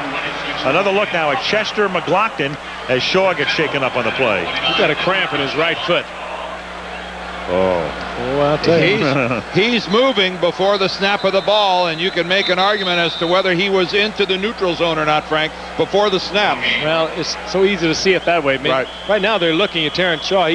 He grabbed his right calf like he had a cramp in it, and I think that's probably what we're going to hear when we come back.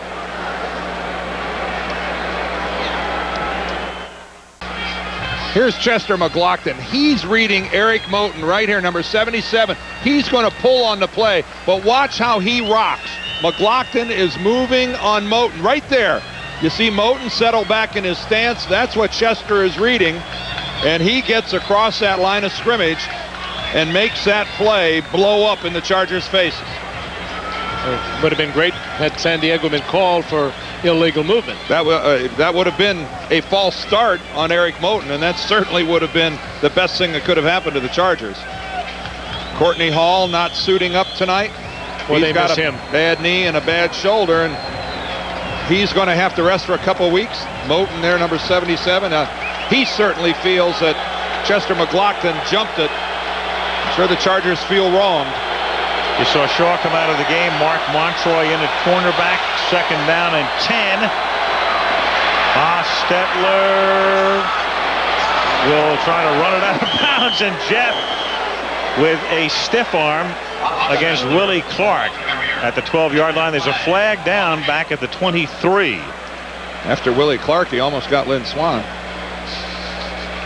Lynn, you got to be alert down there.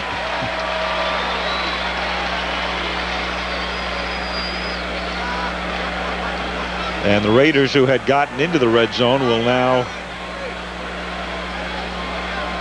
come back out of it, depending on the option exercised here by San Diego. Holding. 76 offense. 10 yards. Repeat second down. Wisniewski. Steve Wisniewski is operating under a microscope. Every official in this league is well aware of his reputation. There he is right in front of Hostetler, working against Marco Coleman.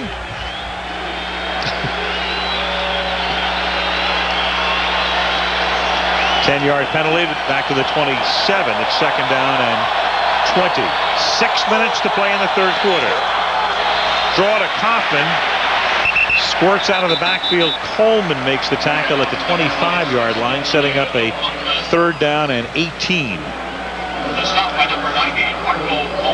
Napoleon Kaufman does more with less. Any back I've seen in a long time. Well, he's 180 pounds. He's strong. He's quick. He moves the way you would expect a #1 draft choice to move. Great numbers at University of Washington and everything they expected when they took him #1 a year ago. Third and 18 now from the 25. All the receivers are set to the left. Hostetler into the corner and throws it out of bounds. Hostetler went down. Chris Mims, he got cut by Napoleon Kaufman and landed right on the leg of Hostetler. And a flag is down. Oh, I thought Jeff was going to get hurt on that play. Kaufman lined up against Mims. What a mismatch. Personal foul, roughing the passer. Number 94. Quarterback's way, which is illegal. 15 yards, half the distance, first down. Oh, I thought he was blocked by Kaufman. He ran right through the block, and I guess what they're calling is he went right at the knees of Hostetler. This is Mims right here on the bottom of your screen, coming from the left. There's Kaufman.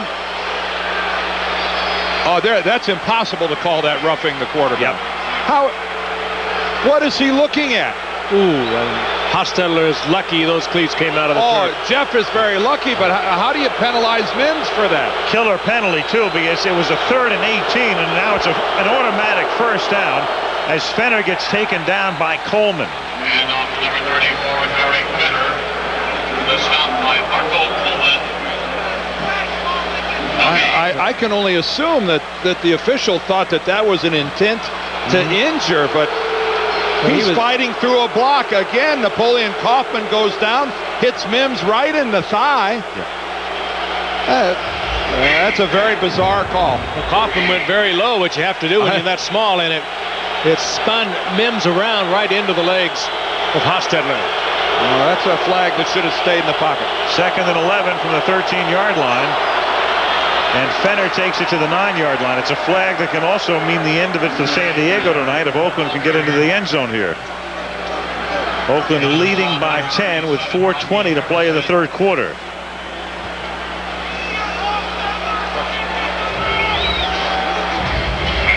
Tonight, the Oakland Raiders coming into the game doing a terrific job on the ground, and that is the case tonight. And San Diego unable to get untracked on the ground recently, and that is again the case tonight. Recently being all of 1996. Right. Averaging 91 yards a game coming into tonight. Far below their normal average. 3rd and 6. Critical play for the San Diego defense here. And Hostetler calls a timeout. I don't think he called the timeout before the clock expired. They gave it to him. Yeah, they did. Looked to me like he still had his hands under center when it clicked 0. Oakland by 10.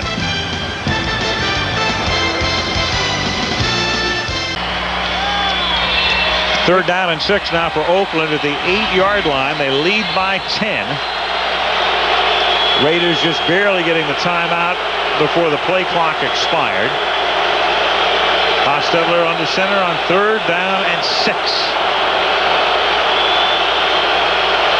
Crowd still furious over the penalty call and booing. And Hostetler gets taken down by Coleman at the 15-yard line. And Coleman saved a touchdown. Hostetler saw the opening on the left side. He could have walked in, but Coleman makes the play. Right here, Hoss goes, and he's got 6. Well, Marco played it very smart. He came around to the inside on a loop, and instead of just rushing willy-nilly past the quarterback, came in under control, was able to slide off and make the tackle. That was a veteran play by Marco Coleman. Now Cole Ford, a 32-yard field goal. Jeff Gossett to hold it. And Ford kicks it through, his second field goal of the night. But the Chargers are able to stay within 2 touchdowns, which would not have been the case had Oakland been able to get into the end zone. The Raiders now lead it by a score of 20-7 with 3:12 to play in the third. Now they're looking at one of Junior Seau's knees.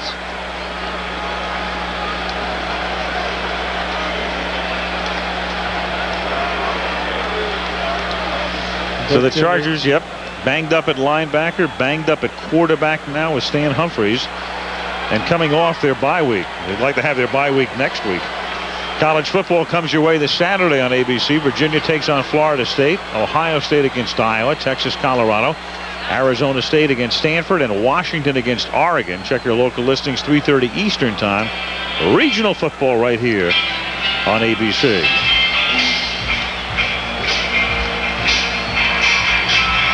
You haven't brought up Arizona State yet, have you? Well, I was waiting. Thank you, Frank. Well, I'm giving you in your opening. They played well. Overtime victory over the Troy boys this week. And our guys played well. Some questionable calls in that game, weren't there? On both sides. But a well-earned and a well-deserved victory by the Sun Devils. Who's to argue? Not I. Cole Ford to kick it off. Taken at the 5-yard line by Andre Coleman. And he's tackled up at the 22-yard line.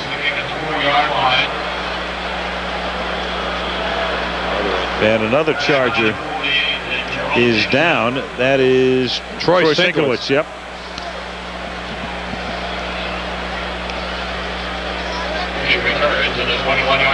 Sinkowitz is the backup to Tony Birdie at right tackle, in addition to playing on special teams. Well, the Chargers coming into the game with a mark of 4-2 in a division that right now may be the toughest in the National Football League. Another look here at Ford. And he gets a little shaken. Oh, yeah, holding his left knee in a collision with Hendricks. Ford looked like he was going to reload and go after him again, and injured himself in the attempt. Taking a long look at Sinkowitz. Nothing quite as violent as that wedge in a kickoff return. You could ever capture the noise right there. He hyperextends his left knee. That's what happens. Ford, a classic hyperextension of his left knee. He got that son of a gun way back underneath him. Sinkowitz is up now. That old son of a gun. Sinkowitz comes off. Cole Ford, if he could not kick, the backup kicker is the quarterback, the backup quarterback, Billy Joe Hobart. But Ford with a little smile as he was walking on the sideline. There he is, Hobart, who started for Hostetler in the first 2 games of the season. Well, Cole Ford, a kicker, was going back in there to get another shot. I think he's best leave the hitting to someone else. To get him a designated hitter. I don't think he spends a lot of time on the heavy bag. San Diego has it at the 21-yard line, 1st and 10. Salisbury sets up the screen to Leonard Russell. Good blocking out in front. He gets ridden down to the 31-yard line, close to a first down. Rob Frederickson makes the stop. Chester McLaughlin was really off on the snap count there. If I'm Sean Salisbury, I start mixing up my snap count. He may have fallen into a rhythm here of going on 2 or going on 3, whatever it might be, but Chester is certainly anticipating it. 10 yards and the Chargers first down. Oh, and we had another rock at the line of scrimmage. That time Joe Cacuzo, the right guard, leaned back a little bit. Here comes Chester. Now Russell. And a hard-earned 2 yards up to the 33-yard line. We've been seeing that all night, Dan. The rocking, the movement. They've called several of them. Courtney Hall, their center, the signal caller, not active for tonight's game. They're going to give him a little bit of a rest, a shoulder and a knee. And Greg Engel is in there. He's new to this offensive line. They really didn't know whether he was going to go until this week. And he just hasn't had enough time to work with him. Makes a big difference. Oh, it makes a big difference when you have a new center, but the other guys just have to tighten it up. They can't be making it easy on the Raiders by giving things away. 2nd and 9. Salisbury under duress. Incomplete. Intended for Mitchell. 3rd down and 9. Well, next week we go to the Metrodome. We'll see the Minnesota Vikings. Their only appearance on Monday Night Football this season. Dennis Green has done a real good job with a team that a lot of people didn't expect much from this year. The Vikes are 5-2 against the Chicago Bears, who try to get on track right now. We saw Chicago on opening night knock off Dallas, but they've gone south since. The Bears trying to turn it around at Minnesota next Monday night. Salisbury on 3rd and 9 hits Fletcher, and he's taken out of bounds at the 41, and he's bumped out short of the first down with 1.5 minutes to play in the 3rd period. 41, Terrell Fletcher. Stop at number 43 on the red zone edge. Crowd starting to get a little vocal, but I think this is too early to think about going for it. Yep, 16.5 minutes left in the game. Well, we have not yet seen an appearance by the punting team. No, I think we will. Reluctantly. Well, Darren Bennett runs out. I would call this confusion on the part of the Chargers. Right, you've got Salisbury out there and you have Bennett out there. And it's going to cost a timeout. You have two complete teams on the field, the offensive team and the punting team. A little confusion on the San Diego side of the field. That decision has to be made and get the proper unit on the field. We had parts of both units on. So it will be 4th down and 1 as San Diego has to take a timeout. Let's us welcome the newest ABC affiliate, WBKP in Calumet and Marquette, Michigan, joining the ABC television network and carrying Monday Night Football for the first time. Welcome, gang. Marquette up on the Upper Peninsula. The UP. Home of Northern Michigan University, I believe. Beautiful shot. That looks like a spaceship in the middle of Mission Valley. And they're going to have some renovation on this stadium. It's going to go to 71,000 in time for Super Bowl 32. Here's the Goodyear Blimp Eagle providing the shots tonight. It's been a beautiful night in San Diego, but a lot of wind and heat in Southern California, and it's fire season. Whoa, they are going to go for it. And they will at least line up on 4th and 1 to go for it. From the 41, and they will go for it, and it's a bootleg after the fake, and they pick up the first down and a lot more on the pass to Shannon Mitchell. Ball pass complete to number 89, Shannon Mitchell. They're down 20-7. I guess Bobby Ross felt I've got to make something happen right here. And you go to a guy that doesn't show up on anybody's charts as being a featured kind of guy, only the 4th catch of the year for Shannon Mitchell. So the Raiders not expecting him to be the go-to guy in a 4th down situation. Nicely done by the Chargers. 1st and 10 at the 35-yard line. Under a minute to play in the 3rd. Oakland up by 13. Under pressure from McLaughlin. Salisbury's pass intended for his new favorite receiver and best friend Mitchell is incomplete. 2nd and 10. Right now, San Diego and their offensive line is having real problems with Chester McLaughlin. McLaughlin has taken it upon himself to play this game in San Diego's backfield, and the Chargers are a little bit helpless in keeping him from being back there. He beats a double team, Engel the second guy. Now keep in mind that Eric Moten is also playing hurt tonight. Knee and a shoulder. And on his right side is Greg Engel, and for all intent and purposes a rookie in there at center, replacing a real fine one in Courtney Hall. And the Raiders take a timeout here. Well, when the rumor mill was in full force before the trading deadline and Jeff George rumors were flying left and right, there was some talk about George maybe coming to Oakland. One of the guys they were talking about was Chester McLaughlin, and you can see why he would be the subject of trade rumors. Very few teams in the league would not like to try to get their hands on number 91. And I guess one of the guys who also thought he was being kicked around was Anthony Smith, and that's one of the reasons supposedly that he took a hike and walked out of the Raiders organization and left them kind of in the lurch. And he's on a 4-game suspension. See right there, only 29 yards rushing, the significant number there for San Diego.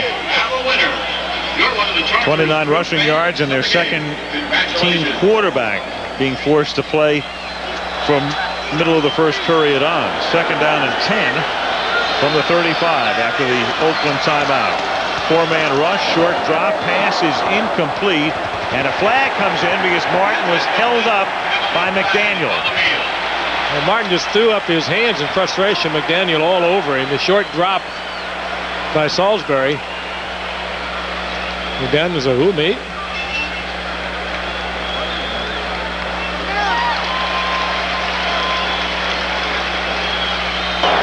Holding 36 defense, 5 yards, and an automatic first down. That's a good call. Martin just on a quick slant in, and Terry McDaniel all over him, and it's a good call. One step up, now break it to the inside. McDaniel actually beaten, had to go with the hands to Martin. Salisbury under a lot of pressure. That ball had to be thrown and would have been incomplete if McDaniel hadn't have committed the foul. First down, McLaughlin was over and got back, and then Russell gets taken down in the backfield. Good tackle by Rob Fredrickson, dragging him to the ground at the 32 for a loss of 2. Well, a classic look there of Salisbury changing up his snap cadence and getting Chester on the move. The only thing that went wrong when he's over and he is across that line of scrimmage, that's a perfect time for the center just to go ahead and snap it. Chester got back, but for a while he was in the neutral zone as a center. A really smart thing to do is, even though it's not the proper snap count, snap the ball and take your 5 yards. 2nd and 12, Salisbury to Jones, who gets initially popped by Lorenzo Lynch and then taken down at the 31 as the third quarter ends with the score Oakland 20, San Diego. Well, in San Diego today, because of the Santa Ana winds and the dry brush, it's a live shot. Our affiliate KGTV here telling us 2,400 acres have been blackened already in a region of the Elfin Forest north of San Diego as Tony Martin makes the catch. And Martin, as the fourth quarter begins, is out of bounds inside the 5-yard line. Terry McDaniel with the coverage, and the San Diego Chargers with a 1st and goal after a 3rd and 12 at the 32. Terry McDaniel is very good in man coverage. Tony Martin is having a terrific year. He makes a little move to the inside, takes it to the outside, gets McDaniel in trouble with his feet, and perfectly thrown by Salisbury. There's McDaniel beaten to the outside and well delivered by Salisbury. And San Diego's going to take a timeout. That's their second, so just one remaining as we start the fourth quarter, and the Raiders leading by 13. 9 left in the fourth quarter. The San Diego Chargers trying to trim the Oakland lead. Raiders on top 20-7, and a 1st and goal for the Chargers inside the 2-yard line.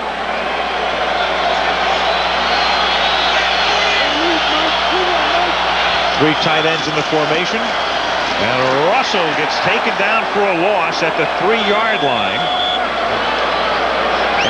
Hayden, as Mike Jones makes the tackle. Aaron Hayden hit by Jones as he took the handoff. It'll be 2nd down and goal. Fred Whittingham, the defensive coordinator. Well, that Raiders defense is stuffing the run offense of the San Diego Chargers. Just perfectly played by Mike Jones. Shannon Mitchell comes across, tries to make the block, and Mike Jones, just perfect leverage. Got the shoulder underneath and drives him right back into the ball. Just textbook. 2nd and goal now from the 4. Russell. And as he turns the corner, he's taken out of bounds at the 3-yard line by Mike Morton, and a flag goes down at the 7-yard line. Mike Morton was the Raider in the vicinity there.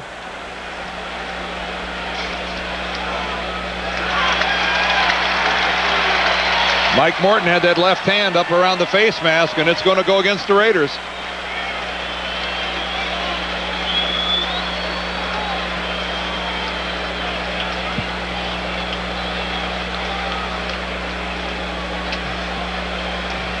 This drive of San Diego's now has been aided by a couple of penalties against the Raiders. Terry McDaniel with the holding that gave them a 1st down. Going to run 5-yard face mask foul. Number 50 defense. Half the distance to the goal. Repeat 2nd down. Remember, the 5-yard variety is not a personal foul. It doesn't carry the automatic 1st down with it. That's number 50. Gets the hand in there first, spins the head around. When that head comes around like that, it's going to bring the flag. And his letting go of it on his way down and not dragging him down by it is what saved him from getting the personal foul variety. Russell and Hayden both in the backfield now on 2nd down and goal. Fake to Hayden. Salisbury under duress, and he gets taken down by Mike Jones at the 14-yard line. Mike Jones with another big play, and Salisbury didn't even have a chance to throw it away. Well, Eric Moten, the left guard, he comes out, and it's his assignment to block Mike Jones. And he does it. Well, he's been playing hurt. We've talked about it all night.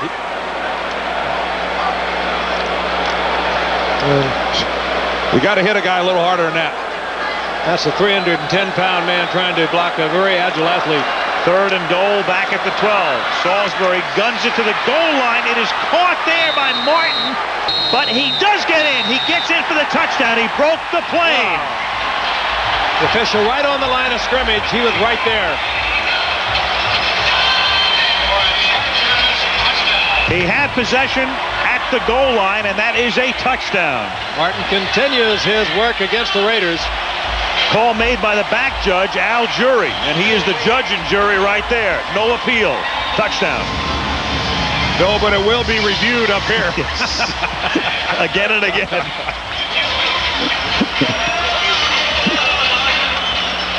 Tony Martin has turned into one of the premier receivers in this league. I think Kenny Wolf, our producer, Craig Janoff, our director, I think they might serve us up a little appellate action. As Carney boots it through, that is Tony Martin's 9th touchdown catch of the season. He leads the league in that department. And with 13:05 left in the 4th, it is now Oakland 20 and San Diego 14.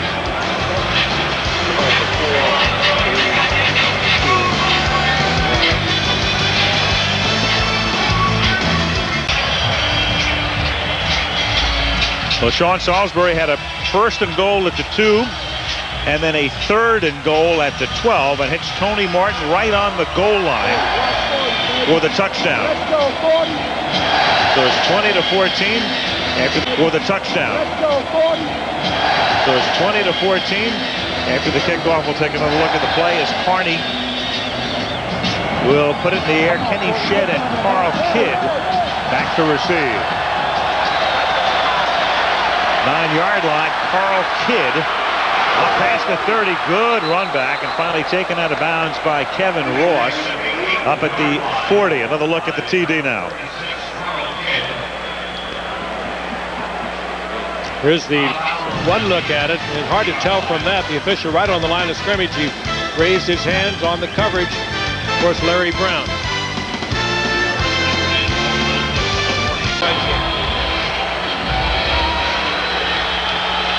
The Oakland Raiders have the football at the 40-yard line.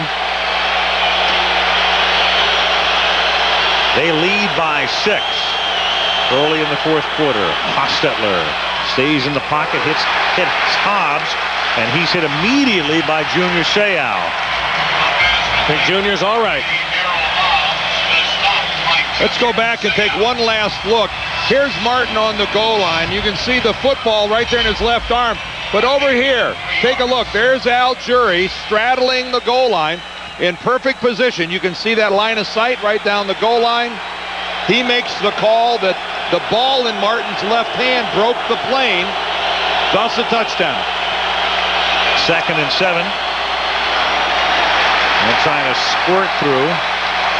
John Perella stops Napoleon Kaufman. Well, a great night at San Diego Stadium that we showed earlier, some scenes, and there it is, another live shot from the Elfin Forest area that's north of San Diego, and it's that time of year, unfortunately, in Southern California with the high winds and the dry brush and a lot of fires in the Los Angeles area today. And this one here consuming more than 2,400 acres north of San Diego. 3rd down and 6 now for the Raiders at the 44-yard line. Foss chase and is able to throw it away, and a flag is down at the line of scrimmage at the 44-yard line. Sean Lee was across the line. Was he induced or not is the question. He was not induced. Oh. 98 defense, offside, 5 yards, will be 3rd down. Sean Lee trying to get in on McLaughlin's acting a little early there, Dan. Well, let's realize that these guys are on the sidelines watching one another. I'm sure Sean Lee was watching Chester and watching the breaks he was getting, the advantage he was getting. It's safe to say Jeff Hostetler, pretty adept with his years in the league of mixing up his snap count. And he's got a good hard count, too. Uses it very sparingly. 3rd and 1 at the 49.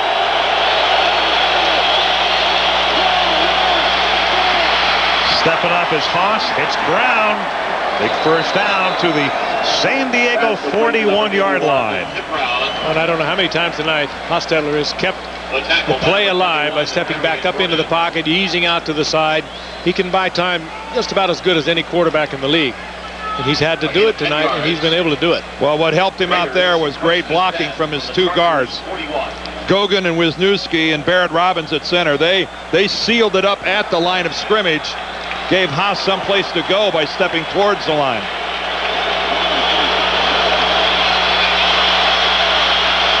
.50 left in the 4th. Kaufman slides to the left and takes it to the 38-yard line, a gain of 3. Junior Seau makes the tackle. Jeff Hostetler makes a tremendous difference to the Raiders. When Jeff has started for them, 29-18, and when he hasn't, 1-7. There are the numbers tonight. Those are 67%. Those are new contract numbers. Well, I think it's also indicative not just of Jeff's play, but how the other Raider players respond to his presence. Like all really great players, he makes those around him better. 2nd down and 7. Hostetler hits Harvey Williams, seeks that first down, stays in bounds, and gets it. Tackled at the 28-yard line by Kurt Govea. First down, Oakland. Monday Night Football is being brought to you by Miller Lite, American Light Lager gold medal winner at the 1996 World Beer Cup. All the team members at Saturn, a different kind of company, a different kind of car. Tylenol, the pain reliever hospitals use most. And Coca-Cola in the NFL Red Zone for fans who eat football, sleep football, and drink Coca-Cola. First down at the 27-yard line. 20-14 Oakland. 9:20 to play. Williams. Gain of a yard or so. Gouveia with the tackle. The Raiders are off next week. Their next game is 2 weeks from tonight. A Monday Night Football game from Oakland. Denver at Oakland. The Raiders have played 19 consecutive Monday night road games, and Al Davis has not watched his team play a home game on Monday night since 1985. There it is, the remaining schedule. The Denver game on the 4th, then at Tampa, Minnesota, at Seattle, Miami, and we have them again against Kansas City and Marcus Allen on December the 9th. 2nd and 8. Hostetler floating one, but breaking off the pattern to the inside was James Jett. Halftime San Diego, a full-blown blitz. Hostetler looking for Jett to break to the outside. He just had to throw it away. Dave Adolph, the defensive coordinator for the Chargers, with a few more sophisticated blitzes tonight than they've shown in the past. Hostetler having to get rid of it. And that's what he was complaining about. Yeah. The shot in the face. Dave Adolph, at one time, Dave was an Oakland assistant coach. Been around Kansas City, Cleveland. A good one. 3rd and 8 now. Play clock down to 1. Another blitz. Haas throws. Dropped by Fenner. Had an easy first down. He only needed another yard after the grab. Instead, it's 4th down, and Cole Ford will come in to attempt about a 43-yard field goal. Ooh, that's one Fenner knows he should have had. Hostetler under duress with the blitz. Put it right where he should put it. 6. Meanwhile, timeout is called here before the field goal attempt by Ford. Cole Ford will try to make it a 9-point lead here as he attempts a 43-yard field goal. Again, Ford winning the job from Jeff Jager. And his longest this season is 38 yards. Keep in mind, he had that hyperextended knee earlier. The left knee. Gossett to hold it. Spotting it at the 33-yard line. And Cole Ford extends the lead to 9. There's a flag down. Against the Raiders.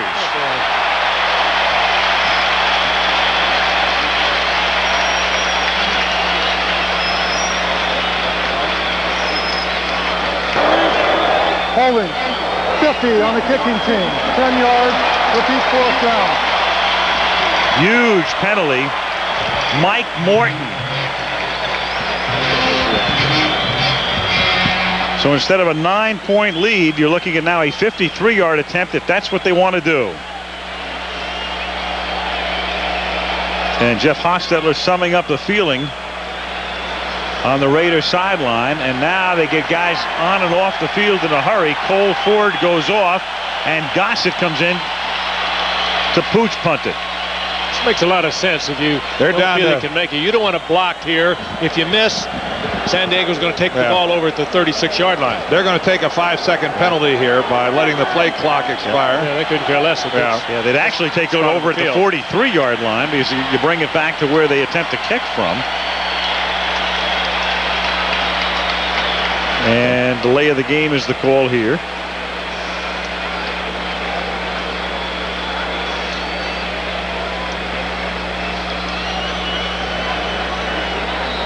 With 8:25 remaining. Darian Gordon, who ran one back earlier this season for a touchdown, 14.2 yards per punt return.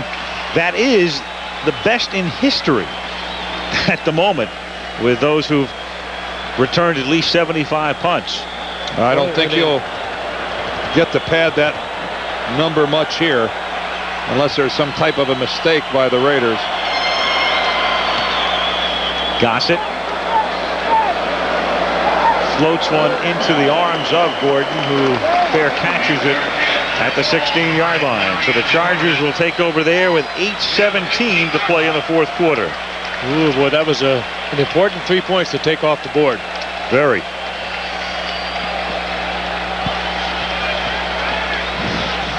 Not a thing of cosmetic beauty tonight, this football game, but there has been some real heavy hitting. Some brutal hitting. So Sean Salisbury out of football last year.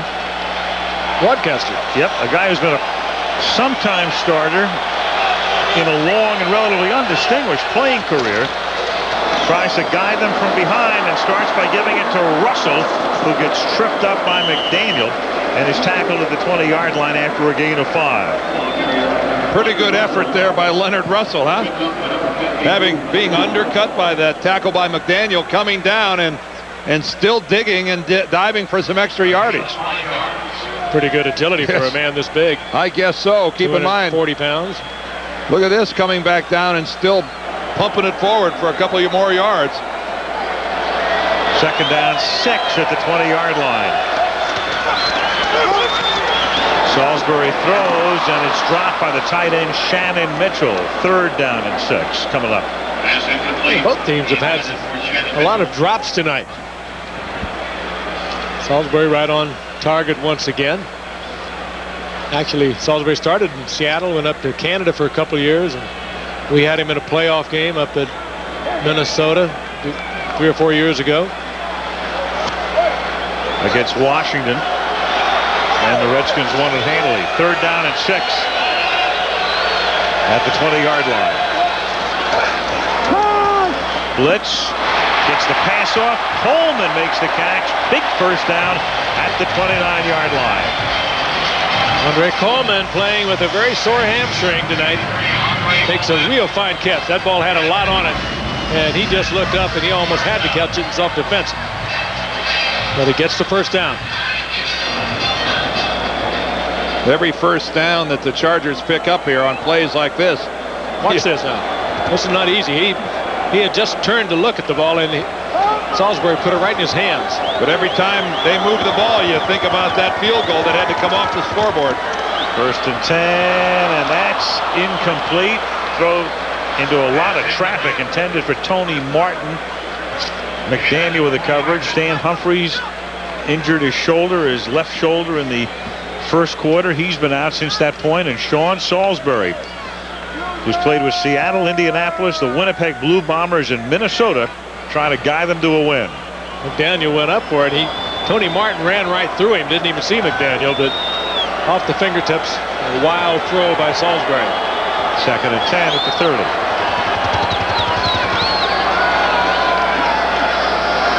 Fake to Russell. Goes the other way, and that pass is behind Martin and incomplete. 3rd and 10. McDaniel with the coverage. Just the timing off just a little bit on that. Once again, we talked about his repetitions during the week. He probably didn't have very many of them. And if he could have released this ball right here, he's just a little late. And getting back into the play is McDaniel. Salisbury tonight 240 yards in relief of Humphries and 2 touchdowns. And he's hit 8 different receivers. 3rd and 10 from the 30. Good protection, and then it's knocked down by Rob Fredrickson. He tried to get it into Omar Ellison, and it's 4th down. That's just good coverage. There was plenty of time for Salisbury to get rid of the pass, but the coverage prevented it. He finally had to let it go before the sack, but good coverage by the Raiders. Had a lot of time. Darren Bennett now, with Darrell Hobbs back to receive it.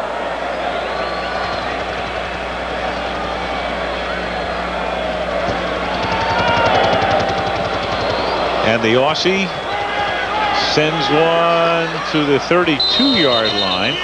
Fair caught there by Darrell Hobbs. Only a 38-yard boot with 6:35 left in regulation. Well, that's not one of his better ones. No, but at least it was unreturnable because of the height on it. But now, again, a great deal of pressure placed on Junior Seau and the rest of the Chargers defense.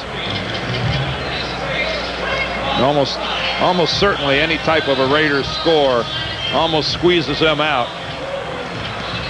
Well, the Raiders came into this game 3rd in the league in rushing the football with the 2nd-ranked offense. They'd like to be able to run it now. It becomes even more vital for them to stop them earlier because San Diego only has 1 timeout left from the 33-yard line. Haas setting up, going deep, and too deep, and almost picked off by Harrison. Tim Brown, the intended receiver. Well covered. One Haas was just throwing away, and he almost threw an interception with it. You hate to put that much air under a ball that you're just trying to throw away. Harrison with good coverage on Brown. Picked him up, coming across. Haas read it. Tried to throw it away and almost got the INT.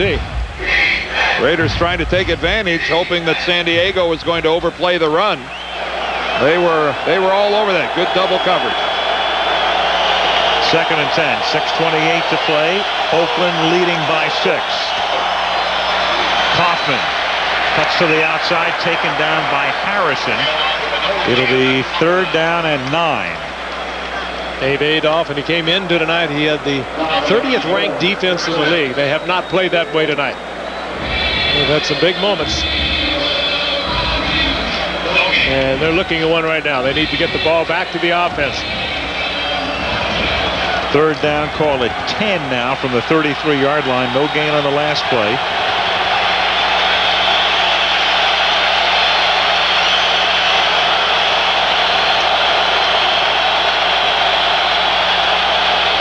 Seau blitzes, they pick him up, Haas throws, and Brown fell down, and a flag goes down. Darian Gordon with the coverage. Well, there's a lot of bumping, and it was long past the 5-yard marker. Darian Gordon trying to cover Tim Brown by himself. I'll bet you. And on the blitz. He picked up the flag and threw it again, and that means there's going to be a second penalty here as well. And that's sportsmanlike conduct in all probability. Interference. And sportsmanlike conduct. Yep. When will they learn? Pass interference, 21 defense. After the play was over, unsportsmanlike conduct penalty, 21 defense. 15 yards from the end of the play here, First down, Oakland. What was wrong with this, as we look at it again, Gordon in the coverage, he makes the contact right there. You can't touch him beyond the 5-yard mark. He gets the flag. He had to know that he was guilty of the interference. And for the second week in a row, we see a defensive back commit a foul and then really hurt his team with a second foul. It happened to Steve Israel last week in the San Francisco Green Bay game. This is Williams going next to nowhere, except taking time off the clock with 5.5 to play. Second and 10. And on the stop, Junior Seau. Mike White, it's funny, with a 1-4 start. The rumor mill working overtime about Mike and his future. And right now on the verge of getting back to the 500 mark. And very much back into playoff contention. Second and 9 at the 35.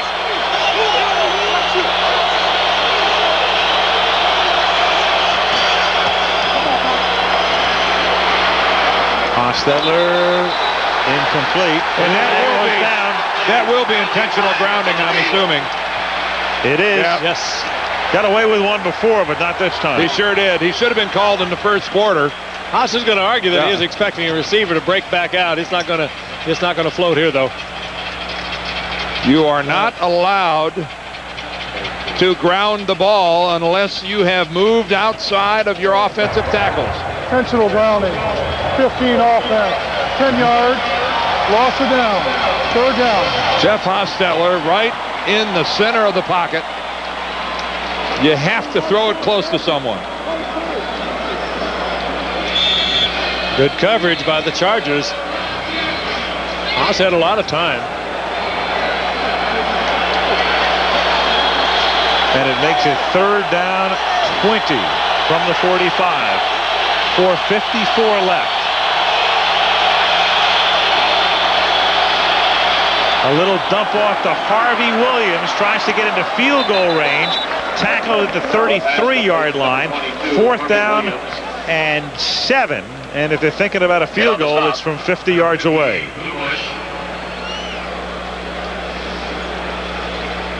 Cole Ford's best thus far this year, 38 yards. Well, for the moment, he starts onto the field and it comes off, and here's Gossett to punt it. Again, the risk you run, if you miss the field goal, the Chargers take over at the 40-yard line. So it'll be Gossett. It's one of those situations where they'll take the delay a game, and if San Diego wants to give him another 5 yards or push him 5 further back, it barely matters.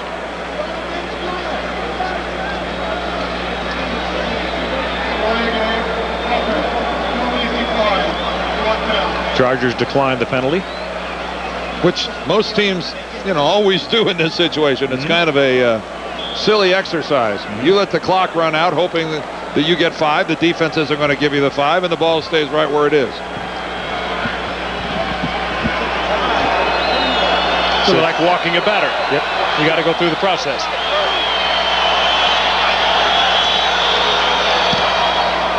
Gossett sends one nearly vertical. It bounces inside the 20, and it is a loose football. The Raiders are certainly arguing that it touched someone from San Diego. Well, Gossett thinks that Oakland has it. And they do.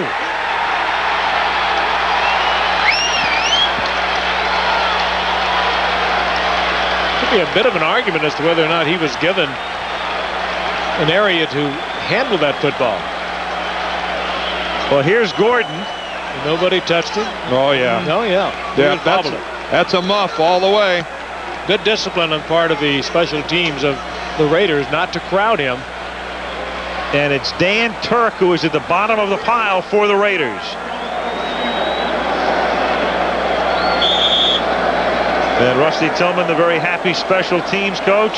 The big smile on Turk's face as Oakland has it at the 19-yard line. With 3:53, they're already in field goal range, and again, San Diego can only stop the clock once. Plus once more at the 2-minute warning as Harvey Williams swings to the outside and stays in bounds, and the flag comes in at the end of this play, which ends at the 14-yard line. Kevin Ross on the hit there. And a heads-up move by Williams to stay in bound to keep that clock moving.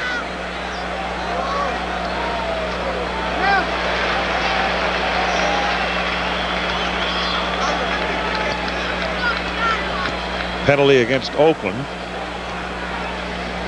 How many times you said that tonight? Any night. I believe they were in double digits before this one. Illegal block in the back above the waist. Number 81 of the offensive team. 10 yards from the spot of the foul. Repeat first down. Tim Brown.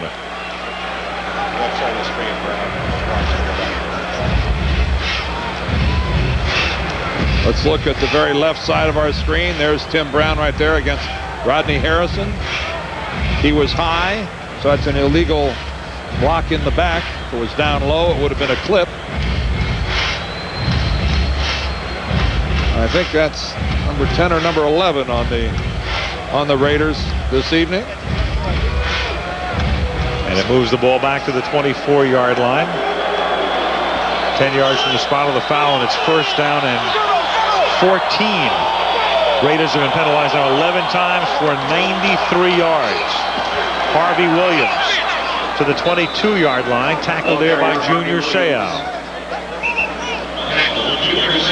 And again, we've got a confrontation here. A lot of misspent energy in this ball game. Involved in pushing and shoving and talking and jabbing and poking and really kind of ugly. Probing. A lot of probing.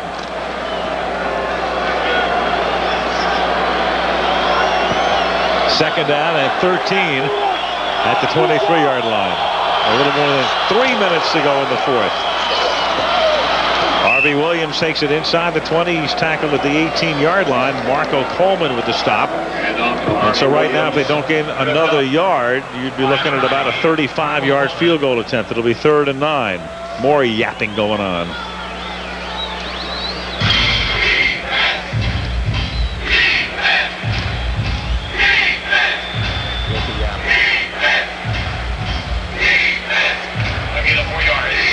Marco Coleman. Well, whatever he said, it certainly caught Harvey's attention on his way back to the Raider huddle. That's 3rd and 9. And Williams to the 16-yard line. And there's Coleman with a tackle here. And on 4th down with 2:15 remaining, the Chargers. Harvey and Marco Coleman are going at it again. Chargers take a timeout, their final timeout. Whenever it comes to having a conversation on the football field, Harvey Williams has the one thing going for him that normally ends most of those conversations, and it's look at the scoreboard. And right now the Raiders up by 6 late in this ball game. And trying to go up by 9. Now Cole Ford had one removed from the scoreboard a few minutes ago because of a penalty. This one will be from about 34 yards away. Cole Ford. That should be starring in a movie or something instead of playing football. Sounds like a kicker, though. Cole Ford. Certainly not a linebacker. Cole Trickle. Had Tom Cruise in a movie, wasn't he? Cole Trickle in that Days of Thunder. When's our movie coming out? When's our movie coming? You'll hear about it. As soon as somebody... What's the name of our movie? Jerry Maguire. 34-yard attempt coming up for Cole Ford, and the kick is good. Just good inside the left upright.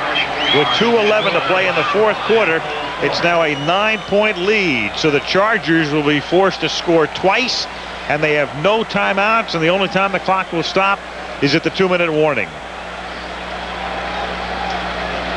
Good effort by Salisbury tonight, filling in for the injured Stan Humphries. He could have been helped along the way, Frank. You mentioned a couple times that there were some drop passes and some mistakes by San Diego.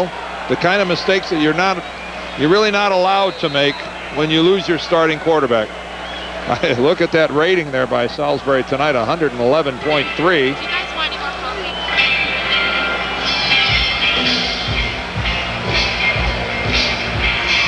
Well, Seau expressing the frustration so evident right now in the Chargers, who are forced into a pretty difficult position now with a loss tonight.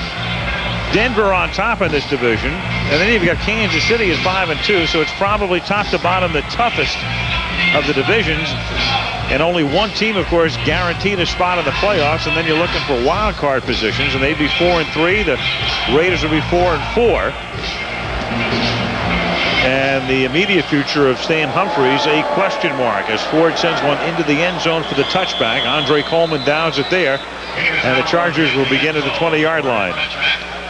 The Raiders, too, they have Denver at home. They have Kansas City at home, and good for us because we have both of those games. And we talked about this series, the Raiders and the Chargers, going back to 1960. It's a situation where some wild games through the years. We talked about the Holy Roller, the Dave Katzper fumble into the end zone in an Oakland San Diego game in the late 70s, forcing changes in the rules. Interesting to note that the visiting team has won 8 of the last 11 of these meetings, and we're on our way to 9 out of 12. A little swing pass to Terrell Fletcher.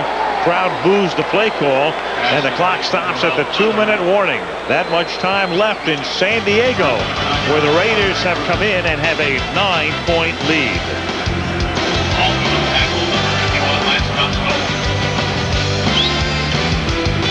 Well, the Oakland Raiders already extending congratulations to one another with 1 minute and 59 seconds remaining.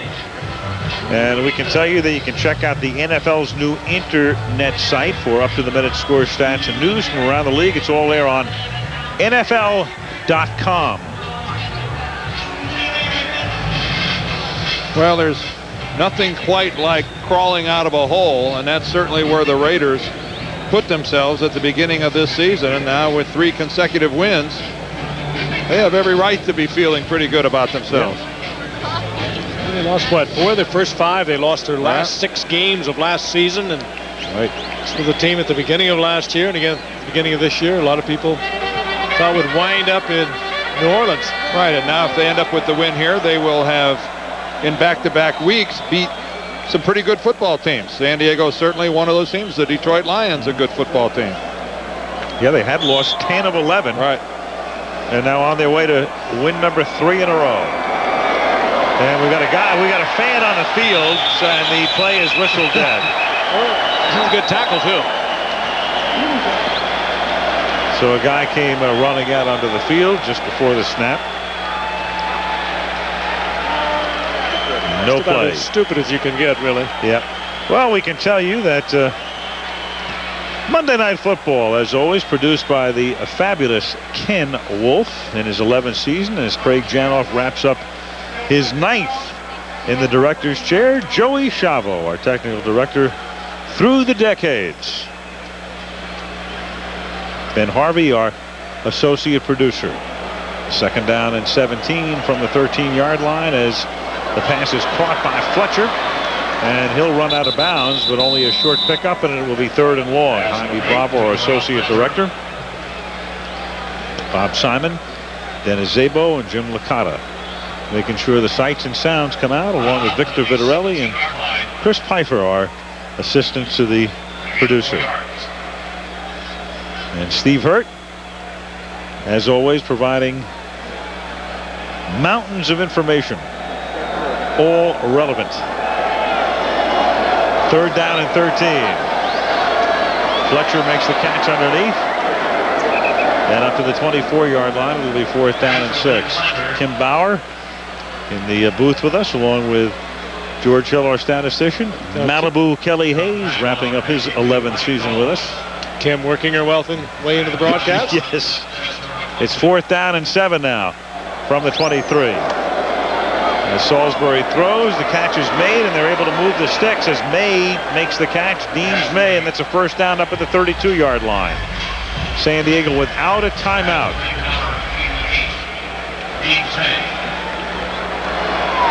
And Salisbury has to spike it to stop the clock with 1 minute and 9 seconds remaining. Well, the Raiders with a week off, and we'll see them 2 weeks from tonight against the Denver Broncos. Meanwhile, the Chargers have to go to Seattle and then another road game at Indianapolis. San Diego with the fewest rushing yards in their last 50 games, or more than 3 years, from the 32-yard line. That is intercepted by Terry McDaniel. And that will write an official finish to the game as he gets tackled at the 39-yard line. And Mike White, a guy very much on the hot seat 3 weeks ago, finds himself now as the coach of a team with a mark of 4-4. And we go back to the beginning when we talked about critical games in mid-year for certain teams, and that game tonight fit that bill for the Oakland Raiders, and they have come out with an A performance. And I think that's very apparent when you look at the face of Mike White. What a huge jump start for his ball club now to be 4-4 and heading into a bye week. As you look at the status of the AFC West at this stage of the ball game, that's the best the Raiders could have hoped for. Well, they will have fought through a lot of adversity. Talk about losing 10 of 11 games in a row, and all the rumblings and rumors flying around about the head coach, not to mention the quarterback situation. And now this is a team you could say is on a pretty good roll. One of the biggest plays of the game provided by Chester McLaughlin. That's about as happy as I've ever seen a coach in midseason, but it was that important of a game for the Oakland Raiders tonight. Well, when you're 1-4, things get a little tight. There's not a lot of fun in the game when you're 1-4, and when you've fought and crawled your way back to 4-4, that's one heck of a mountain you've climbed. Well, Bobby Ross's team has a little mountain to climb right now as they have just dropped their 2nd in a row and head to Seattle this Sunday. Mike White has a bye week, and we'll see the Raiders 2 weeks from tonight against the Denver Broncos in Oakland. So Jeff Hostetler, hearty and healthy, and leading his team to a win tonight by a score of 23-14. And in fact, tonight, all